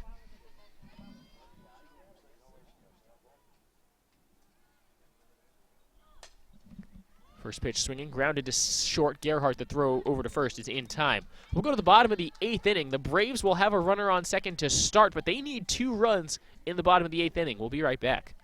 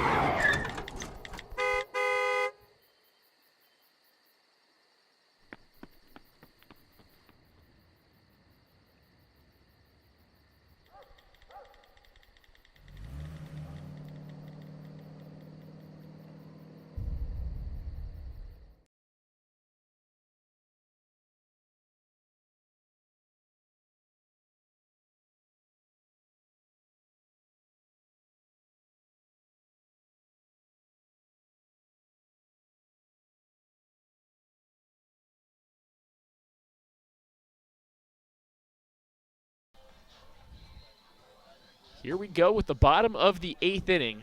UNCP trails 4-2. Extra inning tiebreaker rules in effect. So the Braves will start with a base runner on second base. It'll be Morgan Davis, who made the final out last inning, unless they pinch run. I don't know if they actually are allowed to pinch run there. Morgan Davis is a good base runner, so I don't think you would want to anyway. Top of the order for the Braves as well, so said these teams are evenly matched, you'd be right. 7 innings, both teams got this through the same number of trips through the batting order, scored the same number of runs. And now, the Braves need 2 to tie, 3 to win in the bottom of the 8th, and it'll be Jamie Johnson to try to start things up for the Braves. Now, the interesting thing for her, she's a good bunter, but she's also very fast. First pitch runs high and inside on her. So a sac bunt, she might actually be able to beat out, depending on how well she hits it. The idea, though, I think at first is to move Davis from second to third. Johnson swings away, pops it up, it stays in the infield. Helms at second makes the catch, and there's one away.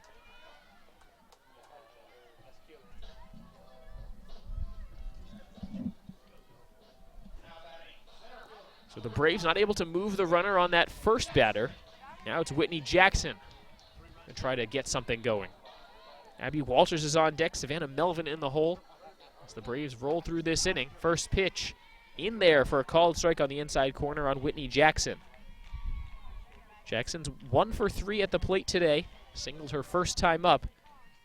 Rachel Widener going the distance here in extras after she had a 5-inning complete game shutout yesterday. Strike 2 called to Jackson. 0-2 now. Braves cannot have another empty out. Swung on, missed. Jackson tries to go over to first. Now the throw over to third. Davis is safe at third, and then the throw goes errant. She's able to score as it bounces into the outfield. 2 outs, base is empty, with the Braves down by just 1 now. What a wild sequence that was. Third strike was dropped, so Jackson had the right to try to go down to first. So 2 outs. Abby Walters comes to the plate, and the Braves need a run to tie. Widener with the pitch, swung on, hit high and foul. It would have been gone if she had been able to straighten it out, but she didn't, so it's strike 1.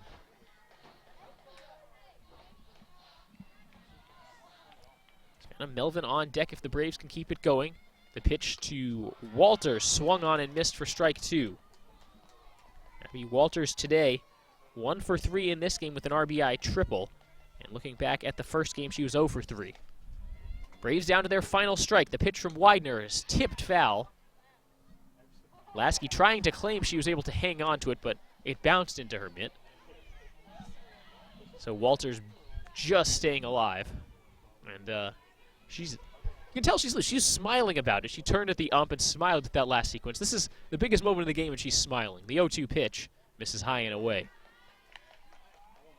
It can be easy to forget sometimes that this is supposed to be fun, you know.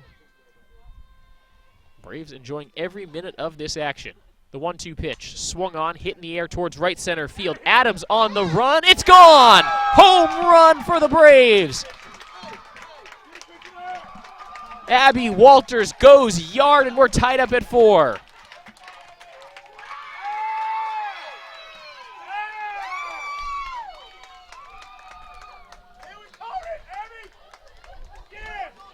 The Bulldogs can't believe it. They were so close. But this game rolls on. Solo home run for Abby Walters. It brings up Savannah Melvin with 2 outs in a tie game.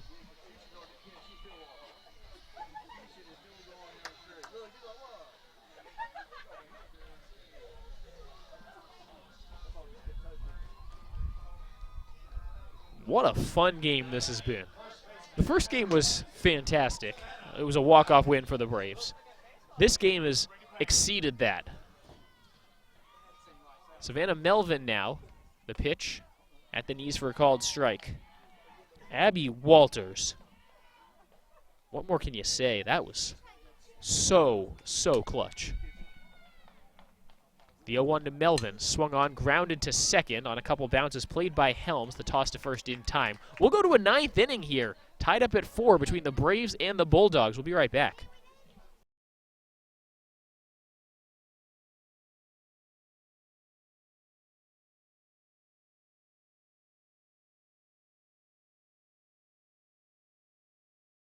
We often get the question, where does the money go? More than 90% of NCAA revenue supports 89 championships and more than 1,100 member schools that give $2.7 billion in scholarships each year. Look around you. There are more than 450,000 student athletes competing every year, succeeding on the field, in the classroom, and in life. Bottom line, we put our money where our mission is.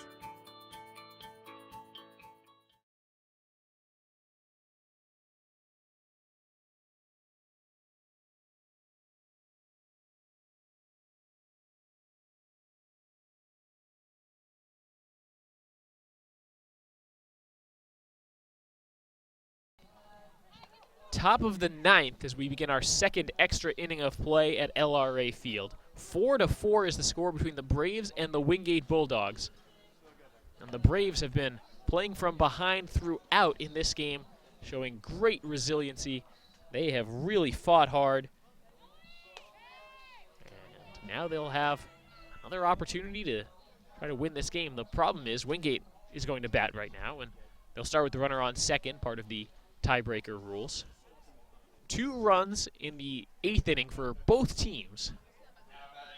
So 1 extra inning didn't solve anything. So we'll play at least 1 more. Jordan Wilson to start things off for the Bulldogs. Misty Duran will begin on second base as for those tiebreaker rules. Wilson squares up to bunt, lays it down over to third. Covering first is the Braves' second baseman, Davis, and that gets the out. So a sac bunt by Wilson. Advances the runner to third. One away. And it's on Katie McLaurin to try to make something happen, and she has done a lot of making things happen here today. 1 home run in the first game, 2 home runs here in this game. She's 2 for 2. It's the third time she came up in this game. The Braves walked her. First pitch outside, 1-0. But with a runner on third, you definitely don't want to give her something to hit. The 1-0 misses low. Flip side is you also really would rather not see her on base because then there's 2 runners on board for Emily Usiak. 2-0 offering from Strickland stays outside. Remember, the second time she came up, that was in the 4th inning, she started 3-0. Then the Braves changed their mind. They came with pitches for her to hit, and one was too good for her to hit. 4-pitch walk as McLaurin will take her free base. Runners at the corners now. Emily Usiak comes up to bat for Wingate.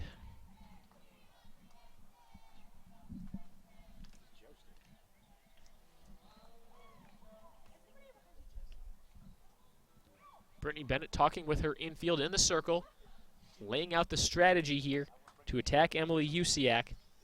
Try to come up with a way to get out of this inning without allowing any runs. Nothing is scored yet for the Bulldogs, but 2 runners on base. Braves will come up to bat in the bottom of the 9th. The question is, how many runs will they need?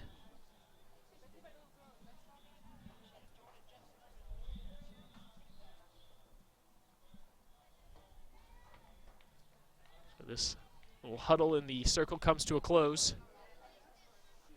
Braves head coach Brittany Bennett makes her way back into the dugout. Here goes Emily Usiak. Usiak is 0 for 3 at the plate in this game. Has runners at the corners, 1 out in the top of the 9th inning. The pitch, high and away. Very, very difficult in softball to turn a double play. And the Braves aren't really at a double play kind of depth. Has to do with a smaller field. 2-0, so that one misses low.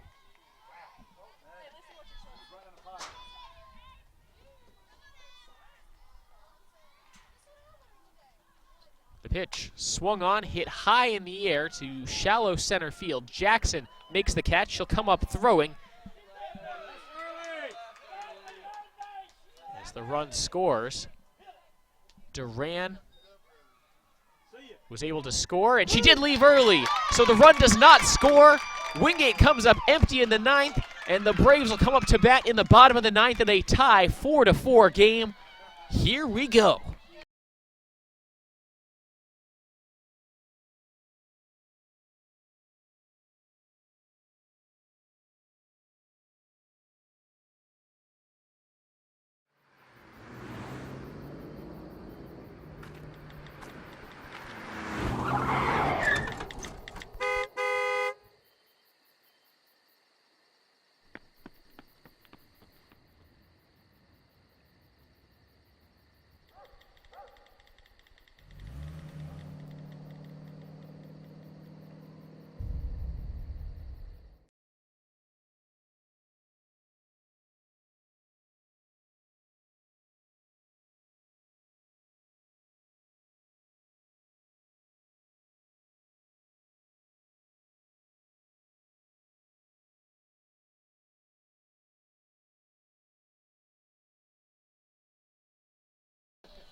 Bottom of the 9th inning. The Bulldogs weren't able to score in the top of the 9th, so the Braves can walk off with 1 run here. And because of the tiebreaker rule, Savannah Melvin will start out on second base for the Braves. Tony Nelson at the plate in the 9th inning. Nelson, Gerhart, and Brooks drew up this inning for the Braves. The winning run starts on second base.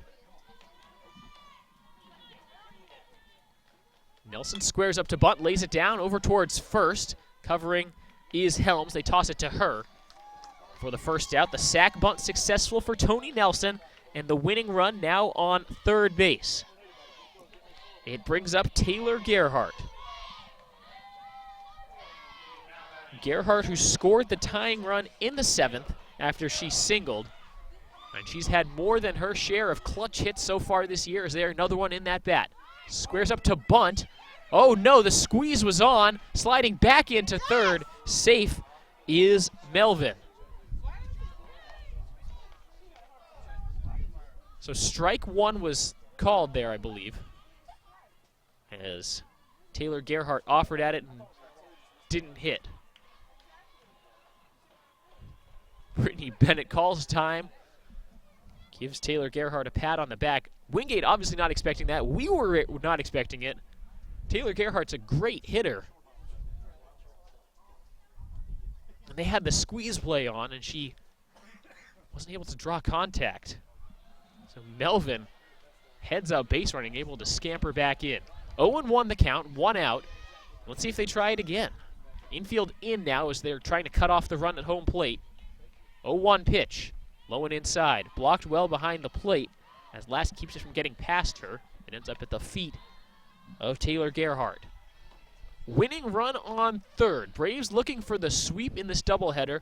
They walked off in the 7th in game 1, 3-2. Here's the pitch. High and inside on Gerhardt. 2 balls and a strike. We're tied 4-4 in the bottom of the 9th. Both teams scored 2 in the 8th. What has been an absolute thriller of a softball game. Gerhardt hits this one back up the middle. It's down and the Braves win. Walk-off single for Taylor Gerhardt, and the Braves defeat Wingate. Final score, Braves 5, Bulldogs 4, and the Braves have swept this doubleheader.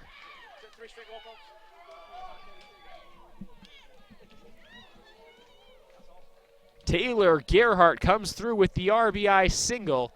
The Braves have their 22nd win of the season. They take both from Wingate, and now the Braves on a 4-game winning streak. Both games today decided by a walk-off hit, and the Braves, well, they're just happy they're the home team. Braves now 22, 21, and 1 overall. Wingate now 22 and 12. And that will do it for us here at LRA Field. I'm just way too pumped up right now, way too exciting. And, well, it's going to be a hard act for the Braves to follow in their weekend Peach Belt Conference games. Next broadcast is Friday at 1 p.m. Eastern Time. The Braves hosting Flagler. And then Saturday at 4 p.m. Eastern, they host the number 17 Armstrong State Pirates. Both of those doubleheaders available right here on the Braves Broadcast Network on our YouTube channel. Reminder to subscribe if you haven't, and check out everything on uncpbraves.com, your online home for UNCP athletics. For my producer/camera person, Elka Grotaus, I'm Cameron Songer saying thanks for joining us. Final score in Game 2, Braves win 5-4. Thanks for watching. Enjoy the rest of your night.